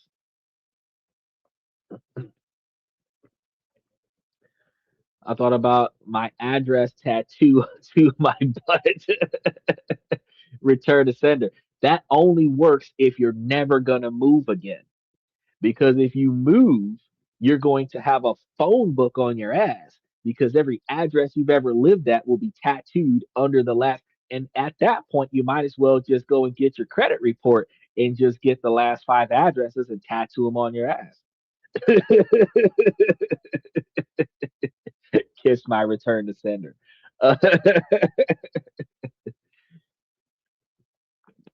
This strategic laziness is going to allow yourself to make it easier to do the right thing by making it harder to do the wrong thing. Now, one of our next hacks is going to tackle an invisible enemy. Now, most of us think we have a decent handle on where our money goes, and you know the big stuff like rent, car payments, and groceries, which is why Michael was saying get the list. The big real damage often comes from the ghost expenses. These are going to be the small, silent, reoccurring charges that haunt our bank accounts, draining hundreds or even thousands of dollars a year without us ever really noticing it. There are the subscriptions that you forgot about, the free trial that now has a monthly fee on it that you forgot about, and the duplicate services that you pay for without realizing it. The psychological trap here is habituation. Your brain gets used to seeing these small 9.99 here and 14.99 there that they just become background noise. They don't trigger the same pain as pain of pain as a big purchase. So a $15 charge doesn't feel like a big deal, but when it happens every single month for a service you haven't used in a year, it's death by a thousand cuts. A study even found that people underestimate what they spend on subscriptions by a huge amount, sometimes thinking it's like $80 a month when it's really over $200. So, this hack that I'm about to give you guys uh, solves that feeling of I make good money, so where does all of my money go? You feel broke, but you can't point to one big irresponsible purchase because it's not one big irresponsible purchase. Your financial ship isn't being sunk by a cannonball, it's being sunk from a thousand tiny individual leaks. Does the money control you or do you control your money? Well, money controls everyone to a minimalistic degree, specifically because you need money to buy food to eat, unless somebody else is going to spend money to buy food to feed you. You need money to pay for shelter, um, and you need money to have clean clothes, if not buy new clothes. But beyond that, you don't need money to live beyond your basic necessities. Now, since you do have a basic necessity, you do have to go to work. So you do go to work where you can work and make enough money to pay for what you need. And to that magnitude, money controls you. But does money control you to the magnitude where you don't have a life because your whole life is changing, chasing money that you never obtain, or that you obtain it and then it disappears so quickly that you got to chase some more? There are some people that are controlled by money like that. And then there are other people that forgot that they have money because they only use the money that they need and they have plenty of money. So that's a good question. But to answer that question, for the majority of Americans, their money controls them. You wake up in the middle of the night to go to work so that you can make that money. You're going to work in the rain so that you can make that money. The blizzard outside, you're going to work to make that money. Hurricane, you're going to work to make that money. If you're living in Chicago with the terrorist attacks from ISIS and you're going to work through that riot to pay your bills, you are going to work to make that money. Money controls you. Money controls you. But how you make that money, you can control that. How often you make the money, how much effort you have to put into the money, you can control that. So, this solution to where your money is going is the ghost expense audit. And this is going to be more than just glancing at your bank statements. It's a full on forensic investigation, like what Michael said, do earlier. So, first, you're going to block out about 90 minutes in your calendar, and you want to treat it like an appointment. You want to go through all your banks and credit cards, bank statements and credit cards all over the websites, download your statements. And for the last 90 days is what you want to pay attention to, and just look at every item on the screen. Print them out. Holding that paper and using a highlighter create a completely different level of focus on what you're looking at. Then you want to grab three different color highlighters, let's say green, yellow, and red, and then you want to go through every single line item. The green is going to be used for essentials, fixed costs, rent, mortgage, utilities, car payments, core groceries, the non negotiable stuff that you need. Yellow is going to be used for things that bring you genuine value and joy. This is a personal scenario. It might be your gym membership that you use 5 times a week, the one streaming service with all your favorite shows on it, or a weekly coffee with a friend that's vital for your sanity. These things uh, earn their keep. Okay. Then the red stuff. This is for the ghosts. Highlight everything else, every subscription you don't recognize, every free trial that started billing you, every food delivery fee from a lazy night, every streaming service you got for just one show and forgot to cancel it. Be ruthless. If you have to ask yourself, what is this? Highlight it in red. Third, once you've done your pages, will be a colorful mess. Now, a separate piece of paper lists every single red highlighted item and its monthly cost. This is your ghost list. Add it all up. For most people, this number is a genuine shock, often hundreds of thousands of dollars. Mine is zero because I don't buy nothing. But this isn't a moment for shame. It is a moment of empowerment because you just made the invisible visible. You caught the ghost. He said, got that second job. Going to work sucks, but you go to work for money. Go over them two weekly. It gives you more mental control. Yeah, it does. Get rid of the red. That's exactly what we're going to be doing. You got to get rid of the red. And if you get rid of the red, just like you said earlier, once you've gotten rid of the red, the money that you was spending in the red, you can redirect that into investments, high interest savings, um, health savings accounts, or cash dividend stocks that would be paying you so that you can have more money making money for you instead of spending more of your principal. And if you're doing that, then you can tell yourself that you're only going to spend the dividends from your portfolio instead of spending the capital out of your pocket where you're going to take all of your extra money, put it into your investment. And then if you're only getting 15% back every quarter or every year, that 15% back out of your investment, you can spend that on bullshit because you're spending the interest, not the principal, which is way different. It's way different. And you'll find yourself in a situation where you might not even spend that because you start seeing the growth of your portfolio. You start seeing the growth of your savings, and then you're going to start being more determined to save more because when you see how much stuff can be paid for with your stock option, you're going to be trying to see how much more you can put in there so that you can get more stuff paid for by your stock option. There's nothing like getting a $10,000 a month back from the bank where they're paying you because they got so much of your money. And your bills is paid and you ain't got to go to work.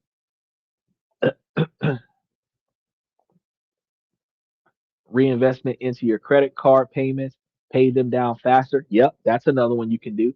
Pay your credit. Your credit card should be at a $0 balance, or less than 10%.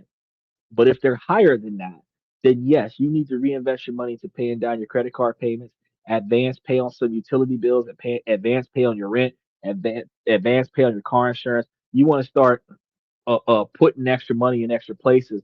Start up an emergency fund. Start putting money in extra places so that you've got extra money sitting around. To finally get your tires replaced, get your spare tire fixed so that you don't have to worry about a blowout. You know, get your car fixed so that you don't have to worry about a breakdown. Start doing some preventative maintenance. Take your ass to the doctor. Start like really do some stuff that benefits you instead of wasting the money on impulse buys in the middle of the night. Right? Because I had a friend do this who was convinced that he only had a few subscriptions, and his red list was staggering. He was paying for two music streaming services, a cloud storage service he hadn't used in 3 years, a premium weather app. Who the fuck pays for a premium weather app? A subscription box for dog toys. His dog had passed away 6 months earlier, and my dog ain't using none of that stuff.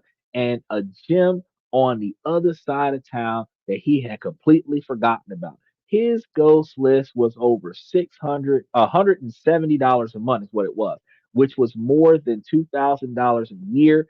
And that was the money that was vanishing completely out of his income without him even thinking about it. Is it live like a homeless person? Sometimes that's what you got to do. Because if you live like a homeless person for 10 years, you'll be a millionaire. And if you live like a homeless person for 20 years, you'll be a multimillionaire. Or you can live the life of Raleigh every day of the week and always be broke, wishing that you had enough money to make ends meet. Well, if you're going to live with your folks, you need to live with your folks when they're not making a bunch of Amazon purchases using your money. I'm not going to let that friend go. I'm not going to let that friend go. Shade over his head. Shade.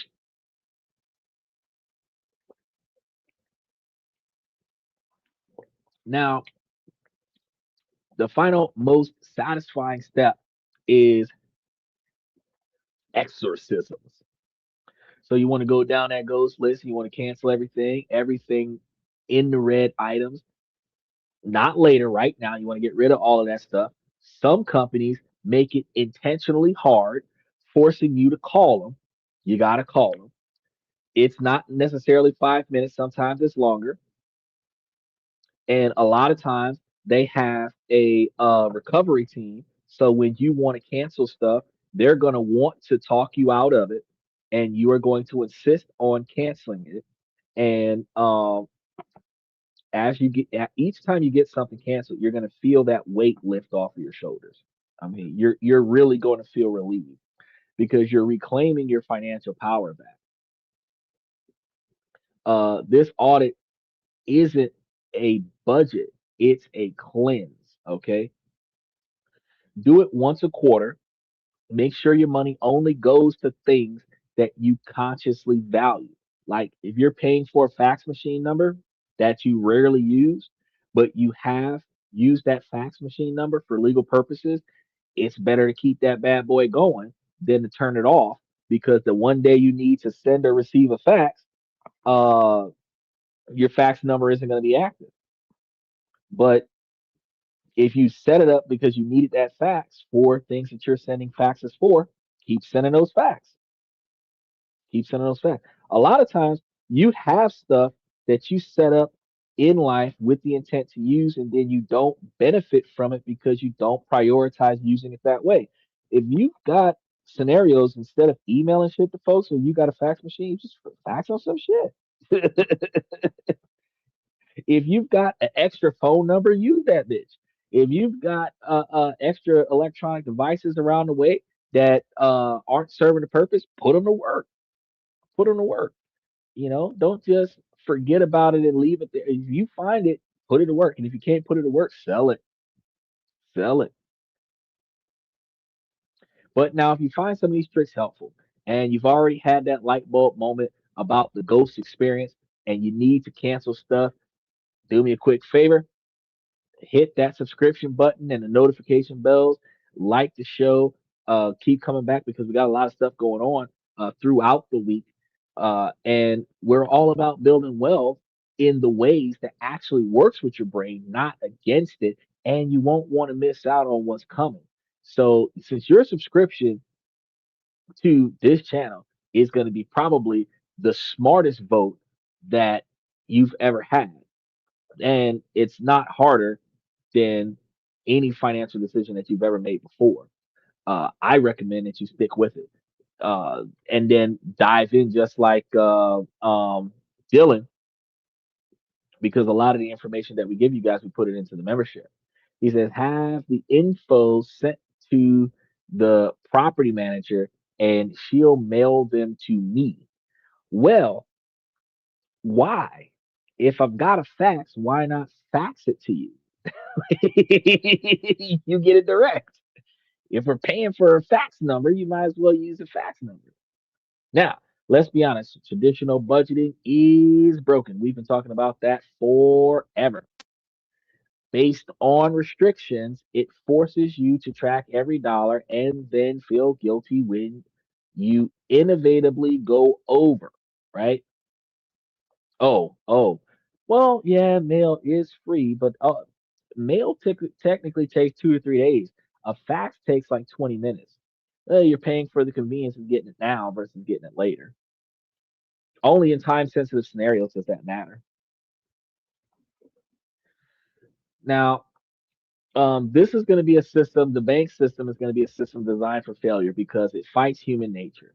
Nobody enjoys being told no all the time, especially by themselves. The anti budget flips this on its head. Instead of focusing on what you can't spend, it's focusing only on what you will save, and it does it automatically, requiring zero willpower. So the the psychology here is powerful. It uses the out of sight, out of mind principle. When the money is automatically whisked away from your checking account the second you get paid, you never really see it as spendable income. Your brain is just adapting to the living styles that you have on what's left. So this is so much easier than seeing a big balance in your checking account and trying to restrain yourself from uh, spending that money for the whole month. This method automates your most important financial decisions. So this hack is going to solve the classic end of the month problem. You get your paycheck, pay all your big bills, and then you try to live on the rest, just hoping something's left to save. But life is always going to happen. Dinner out, a new pair of shoes, a few impulse buys, and suddenly there's nothing left. You're constantly running on a financial treadmill. The solution is to build an automated anti budget.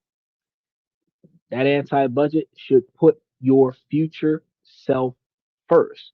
Think of it as a 3 step automated waterfall for your money. Step one, choose your destination. You're going to need to know where the money is going, and you will want at least one, maybe two separate accounts for your daily checking.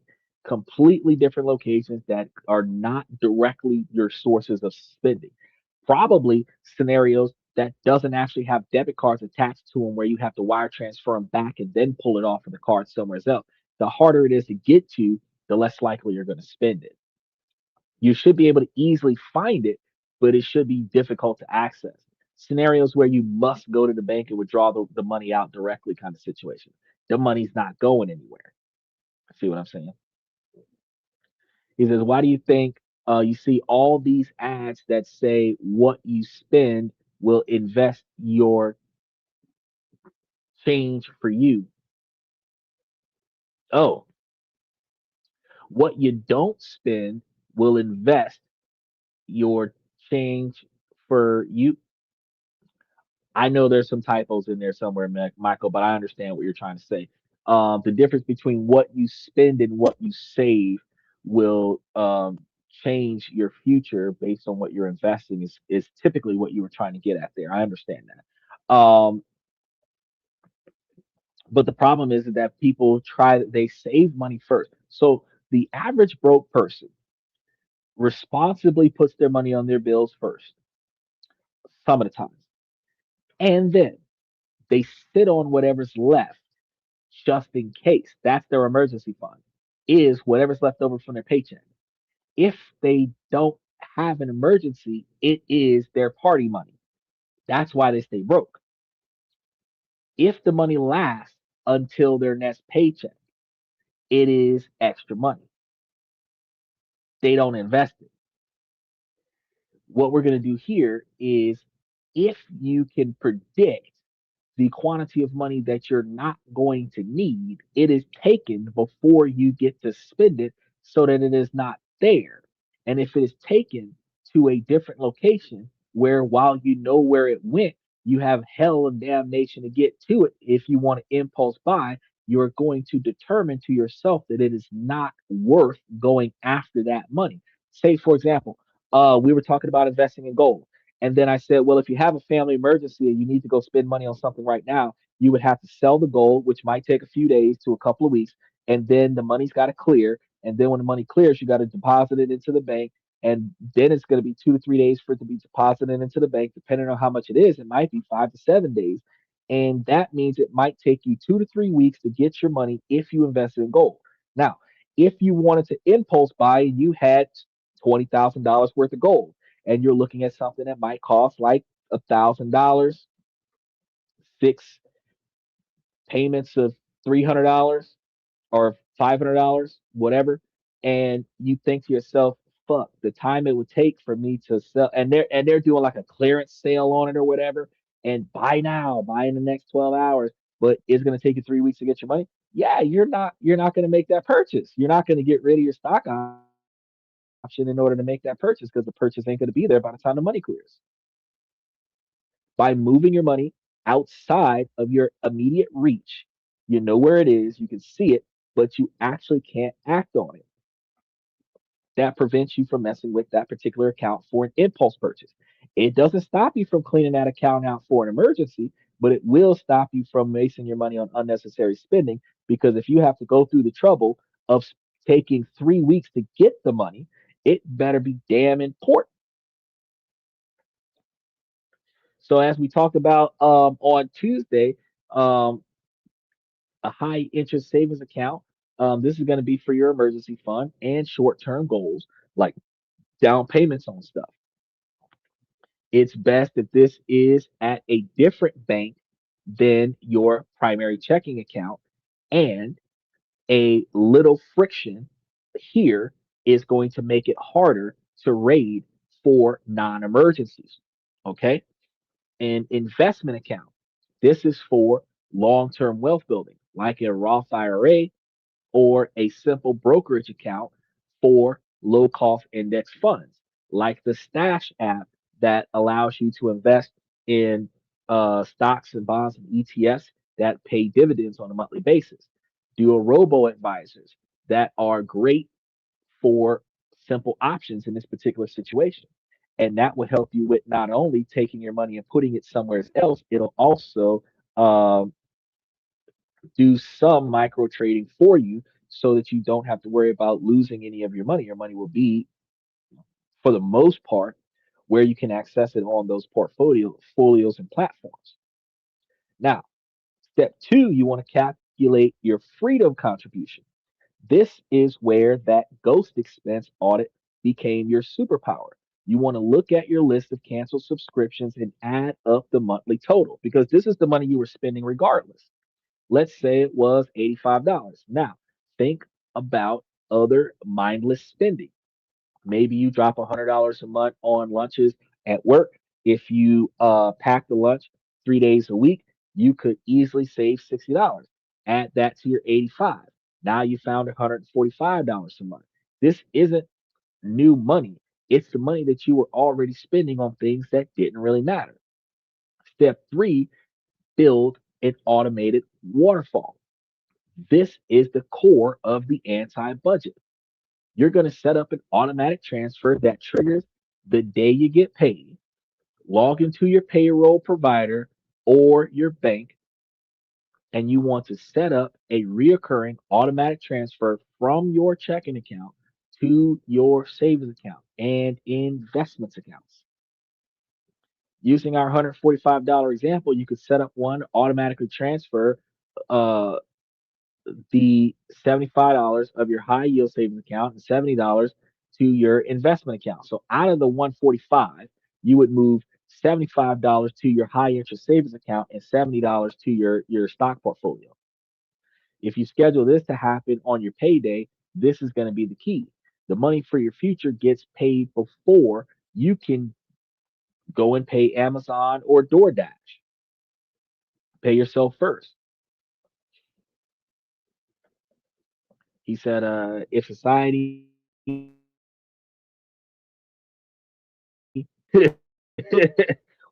well, we'll smell it. That's for sure. If society went into the toilet, we wouldn't just feel shitty. We would smell shitty too. So let's use an example. Let's talk about a story about a Sarah, a client that um always stressed out about money. Had a good salary though. She set up an anti-budget. Found $450 a month in mindless spending, daily coffees, tons of streaming services, impulse clothes buying, Prada shoes, all kinds of stuff. One payday, uh, she had $250 automatically sent to her high yield savings account. Move out of a tiny apartment is what she called it. That was the fund. A $200 amount was sent to her Roth IRA. The first month felt weird for her, but her checking account looked lower than usual, but she had to think twice before ordering takeout as a result. By the second month, something amazing happened. Her brain just adapted. She started cooking more, not because she felt deprived, but because that was the money she had. She didn't miss the daily coffee, but she never saw that money in her account to begin with. After 6 months, she called. We actually had a nice discussion about it. She was very ecstatic. She had $1,500 in her moving fund and $1,200 in her Roth IRA. So I hear that, according to her, it's the weirdest thing. It feels like I took a pay cut, but I've never felt richer. And that's actually pretty interesting for her to tell me. But that's the power of the anti budget. The amount left in your checking account is yours to spend guilt free. You don't need to be complicated about a massive budget because the most important decision is saving and investing. And that has already been made for you automatically.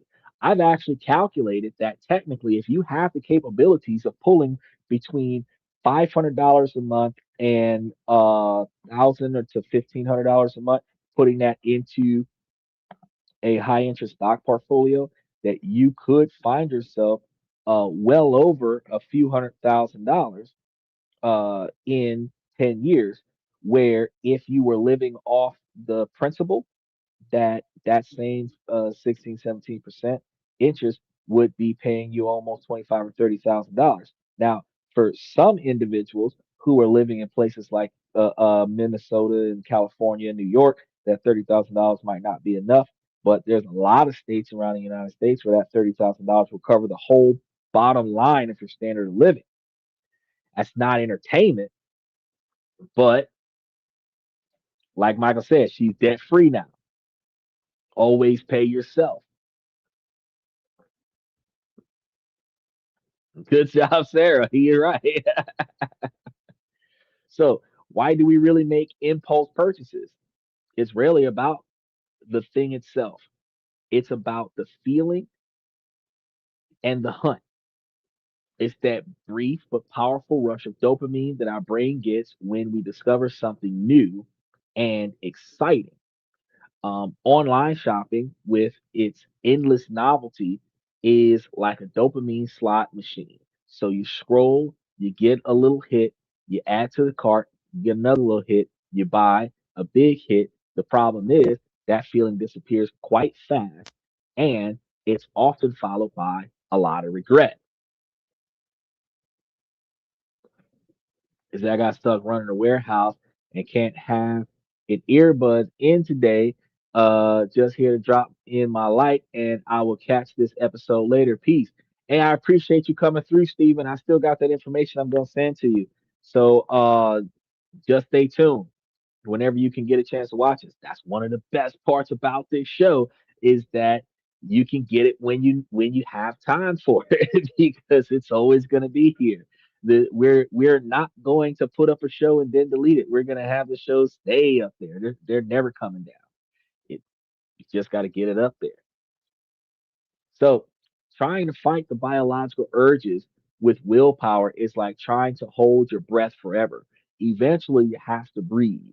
In the same way, your brain's craving for a reward will eventually overpower your best intentions, overpowering your best intentions.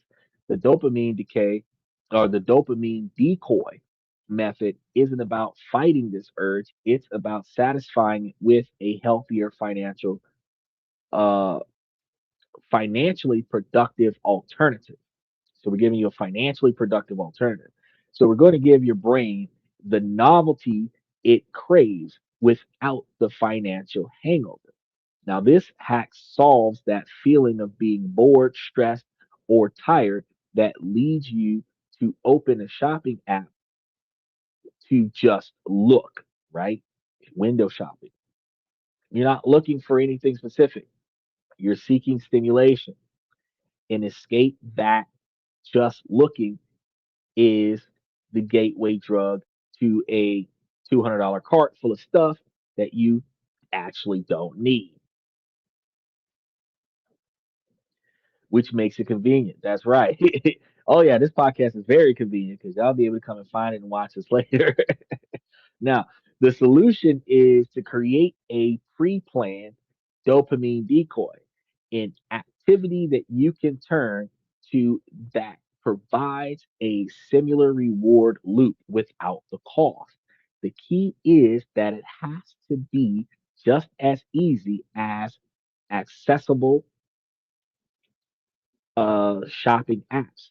So something as simple as opening up an app needs to be what you're going to be doing to get that dopamine shot. So let's talk about it. Here's how you set up your dopamine decoys. First, identify your triggers. When do you mindlessly shop? Is it late night, during your lunch break, while you're watching TV? Just knowing is half the battle. G.I. Joe. All right. Second, create your menu of decoys. These should be things on your phone that give you a sense of progress or discovery. Here are a few powerful examples. The investment portfolio check. This is my personal favorite.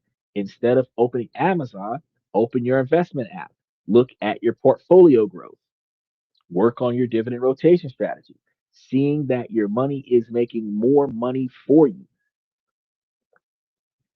This is going to provide a powerful dopamine hit of achievement. It directly replaces the shopping reward with a wealth building reward. He says, want to buy this cheap jewelry? Oh, you know what gets so messed up about that is that because we spend so much money so often, we don't have enough money to buy real gold and expensive diamonds and everything to that effect. So what we end up doing is we start buying costume jewelry. It looks like gold, but it's not gold. It looks like it's got diamonds in it, but it's cubic zirconiums because We don't have any more money left because we're forever impulse buying. And then the funny thing is that after we buy it, we don't even wear the shit. We bought it. We probably wore it a couple times. Then, God forbid, if it tarnishes our skin when we're wearing it, then we don't wear it as much. And then we find ourselves leaving it in a jewelry box. And then we find ourselves never messing with it again. Waste of money. So, the goal oriented Pinterest board is going to be one of our other steps. You want to create a secret Pinterest board for a huge financial goal, a trip to Italy, a dream home, financial freedom. Fill it with a beautiful, inspiring image, whatever you want to do. When you feel the urge to shop for stuff, open up your dream board on Pinterest. Instead, scroll through photos of Amalfi Coast or your dream kitchen. This redirects your wants energy from short term junk to long term. This will give you life changing goals. So if you're interested in buying a house, you could go on to one of those real estate apps and you can go in, look up a few dozen houses. Then you can look at a specific house that you wish you could buy. While that house is still on the listing, you can take a look at that house once or twice a week and make sure that the house is still for sale. Until you qualify to buy the house, as long as the house is for sale, you can aim for that goal. While you're continuing to aim for that goal, if the house gets sold before you get there, you look at all the success that you have with getting there, then you want to turn around and set up another house that's going to be the goal to go and get. But you're almost there because you were almost there when the last one got sold.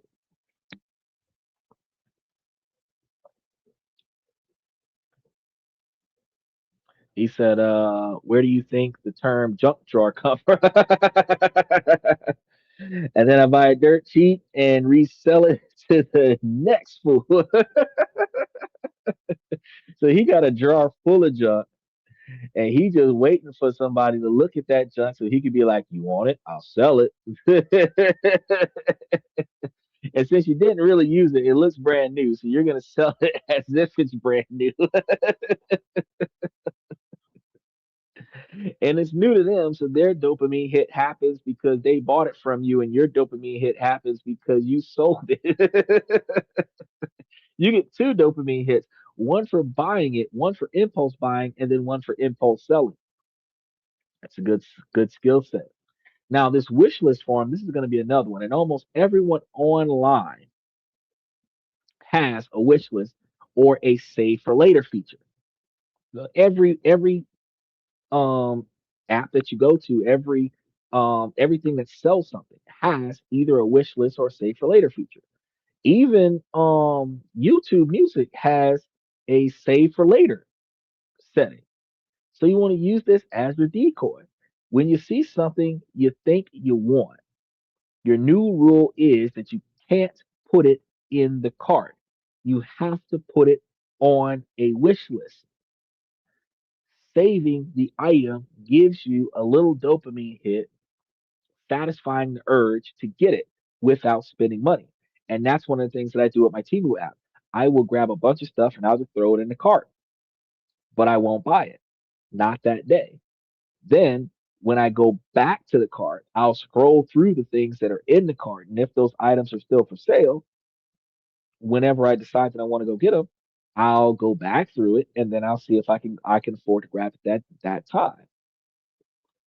However, if I scroll through it and the item that I was looking for isn't there anymore because it's sold out, or if the price changed and I don't want to pay that price, or if I'm looking at it just for the sake of looking at it because I've already redirected all of my discretionary spending to other stuff, then I don't impulse buy. And another issue that we have with impulse buying is that if you already had a budget where everything was dedicated to something, even if it wasn't primary bills, if you impulse buy, you just derailed your plans for the month because what you was going to save or invest in, you're not able to save or invest in because you impulse buy.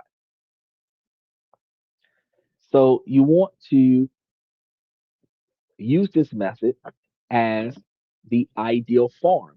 The rule is that you can't buy anything from the farm for at least 30 days. So when you look back a month later, you will be shocked how much of the items you don't want anymore. This is a fantastic method. You're scrolling through whatever, you see something that you might want to buy, you put it in a save for later file, and then you go back and look at it next month and see if you still want it. The learning rabbit hole is another one because instead of shopping rabbit holes, dive down and learning one. So have a list of things that you're curious about: ancient history, coding, a new language on an app like Duolingo. And when you get the itch to scroll, open Wikipedia or a learning app instead. The act of discovery provides a similar novelty hit as shopping, which is one of the reasons why I'm doing research for the show every night. So instead of being a sucker for online tech deals, you can see a limited time sale and feel this intense pressure to buy before it's gone. Even if the situation isn't gone, it's just going to it encourage people to buy now. Me myself, I wait until that deal is over and see if the item's still there. The dopamine decoy is going to be better because your dopamine is still fulfilled and your impulse buy feeling is gone. By making that rule before you can buy anything tech or anything, that you have to open your investment app, look at the chart, see compounding in action, the desire for a gadget that you just wanted would have melted away. And this would happen because replacing the fleeting thrill of a new toy with a profound satisfaction of watching your future self get richer is going to be intoxicating. So that the decoy gives your brain what it wants, which is a sense of reward, but it's aligned with real goals. Now, this is going to be the final hack, the most powerful one, because it combines all of the other principles and turns saving money into an addictive, rewarding game. This is where we weaponize your worst spending impulse and turn them directly into fuel for your investment portfolio. We are going to gamify the act of not spending. The psychology here comes from gamification, using things like points and real time feedback to make a task more engaging. This works with your family, girlfriends, kids, um, because our brain loves games. They love seeing a score go up. They love feeling of winning. So we're about to create a game where your score of points by not buying something and the points are real dollars that go straight into your investment account. And this is going to create a positive feedback loop that's just as powerful as the negative loop of impulse spending.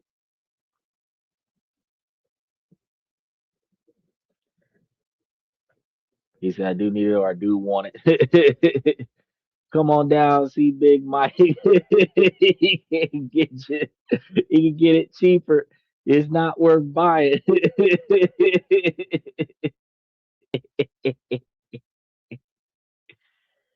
If you can't get it from me, it is not worth buying. This is a win-win for both of us. Now, this hack solves major problems. When you resist an impulse, there's no immediate reward. You just don't have the thing. Your brain doesn't get a dopamine hit for that. It feels like a non event, which is why willpower is so hard. The almost bought it game creates the missing reinforcement, makes Savings feel like an active, thrilling victory. The almost bought it game. Now, here's how you play the almost bought it game. Step one, set up the playing field. Put your investment account app on the home screen of your phone. Right next to it, put your banking app. These are your game controls. I would personally put them on like the second, fifth, ninth, 12th page, somewhere where it's not immediately seen if somebody's borrowing your phone, but these are going to be your controllers for the game. Step two, you want to learn the rules. The game starts anytime you want to make an impulse purchase, anything that's not a planned necessary expense. You see an item that you want, let's say a $75 pair of sneakers that you saw on Instagram, and you might first apply the friction protocol and wait a period. You add it to your wish list. Hack number four, but you do not buy it. The next day, you look at it again. The emotional urge has probably faded. You realize, I actually don't need these. My current sneakers are fine. This is where you score. You have successfully decided not to buy the $75 sneakers. You have almost bought it. Step three, claim your points. Now, this is a crucial, non negotiable part. The moment you decided not to buy, you immediately opened your banking app and you initiated a one time transfer of the exact amount you almost spent, $75, from your checking account to your investment account. Title it Transfer Almost Bought It Sneakers, right? Now, this is the magic. You close the loop. You go You got the thrill of the hunt, but instead of the money going to the corporation, it went directly to your future self. The act of transferring the money provides a huge tangible dopamine hit. You see your investment balance go up, and you are actively rewarding your good behavior in real time. You get that same dopamine hit from advance paying on your rent and other essential bills because now you don't have you know how good it feels to get revolving bills in and it says $0 owed in 2 weeks. You don't owe anybody anything right now. That feeling is fantastic. Okay, we had students who was addicted to food delivery apps, spending 400 to 500 a month. They started playing this game. Every time they felt the urge to order a pizza, they would pause, think about the game, and then make a simple pasta instead. Then immediately pick up the phone, transfer the $30 into the investment account, and label it almost bought it pizza. At the end of the first month, they had transferred over $400 into their investments, telling me it was the most fun they had ever had saving money. The game totally transformed the perspective. Every time an ad for food delivery popped up, he didn't see it uh, as a temptation. He saw it as an opportunity to score points for his future self. He would literally say out loud, "Ooh, nice, another chance to invest $30." He hijacked the advertiser's own triggers and made it his own. He was no longer a victim of his impulses. He was a player in a game he was designed to win at. This game is the ultimate expression of financial aikido. It takes the full force of a spending impulse and, with one simple move, redirects that energy into your own wealth. It's the most direct way to turn your biggest financial weakness into your greatest strength. So there you have it. Five unorthodox hacks to stop wasting money that are designed to work with your brain, not against it. So let's do a quick recap. The friction protocol that makes spending harder by deleting saved cards, forcing a pause for your logical brain to kick in.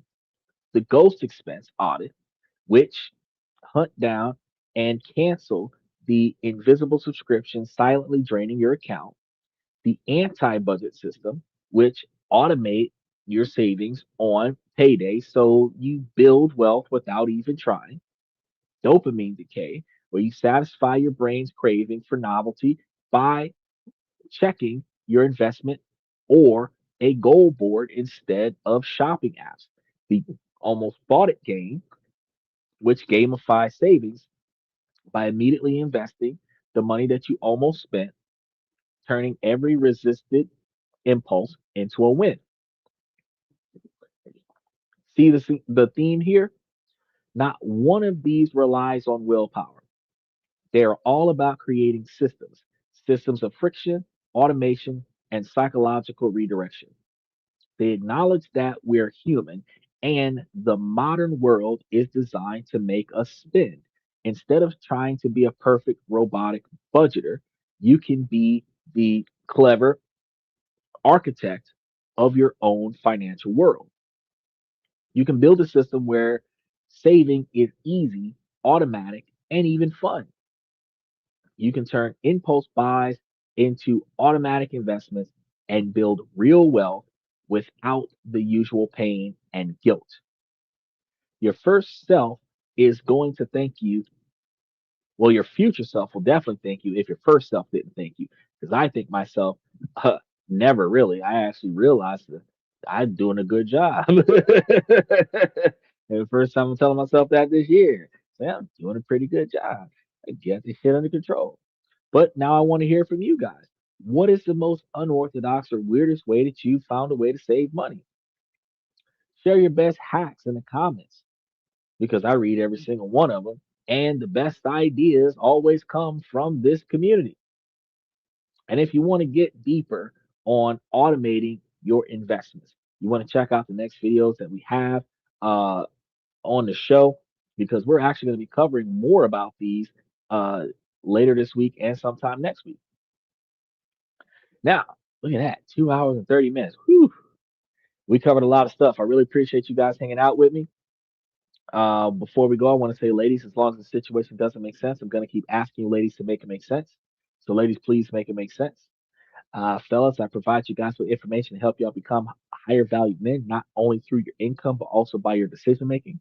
Just today's show alone showed you how something so simple that is inside of your control that you can make changes to can give you drastic changes in your life. And then you can navigate around things that you cannot control. But while we're a male driven podcast from the male perspective, ladies, this information can be utilized by you to make yourselves higher valued women as well, because you too can prioritize the things in your life that you do not like so that you can improve them, so that you can have an improved life with no complaints.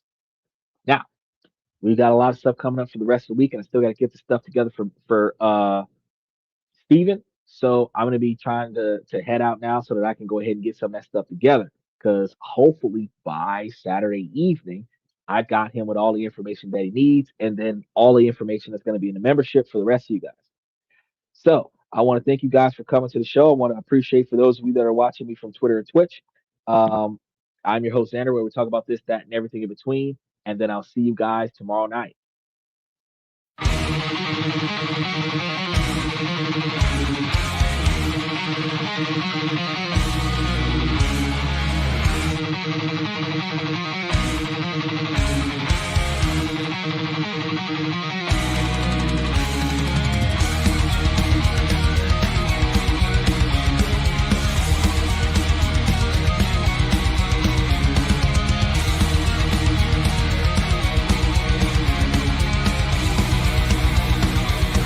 Higher ground!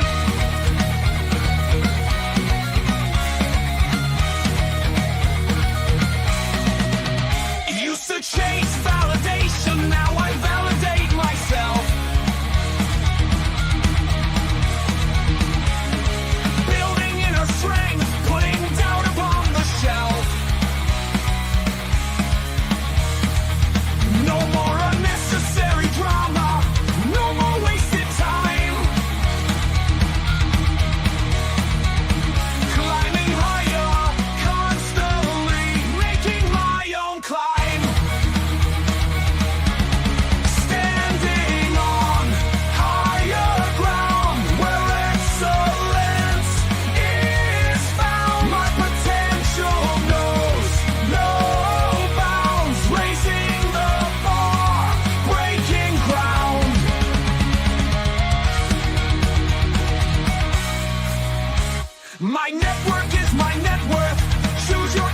fight.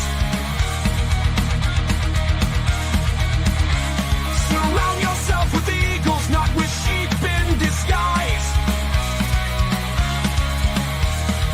Every interaction is a reflection of my brand. Quality over quantity, that's my personal command. I'm not landing on higher ground where excellence is found. My potential knows no bounds, raising the bar, breaking ground.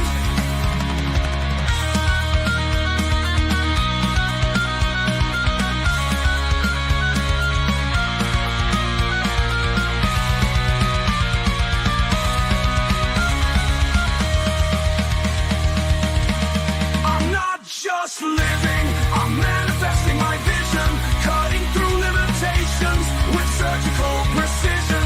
My expectations are my compass, my respect is my shield to mediocrity and chaos.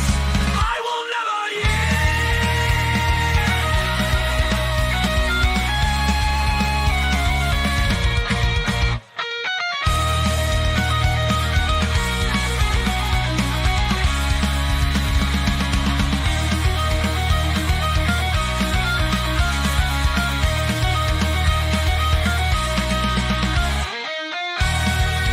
I'm not just living, I'm manifesting my vision, cutting through limitations with surgical precision. My expectations are my compass, my respect is my shield to mediocrity and chaos. I will never yield.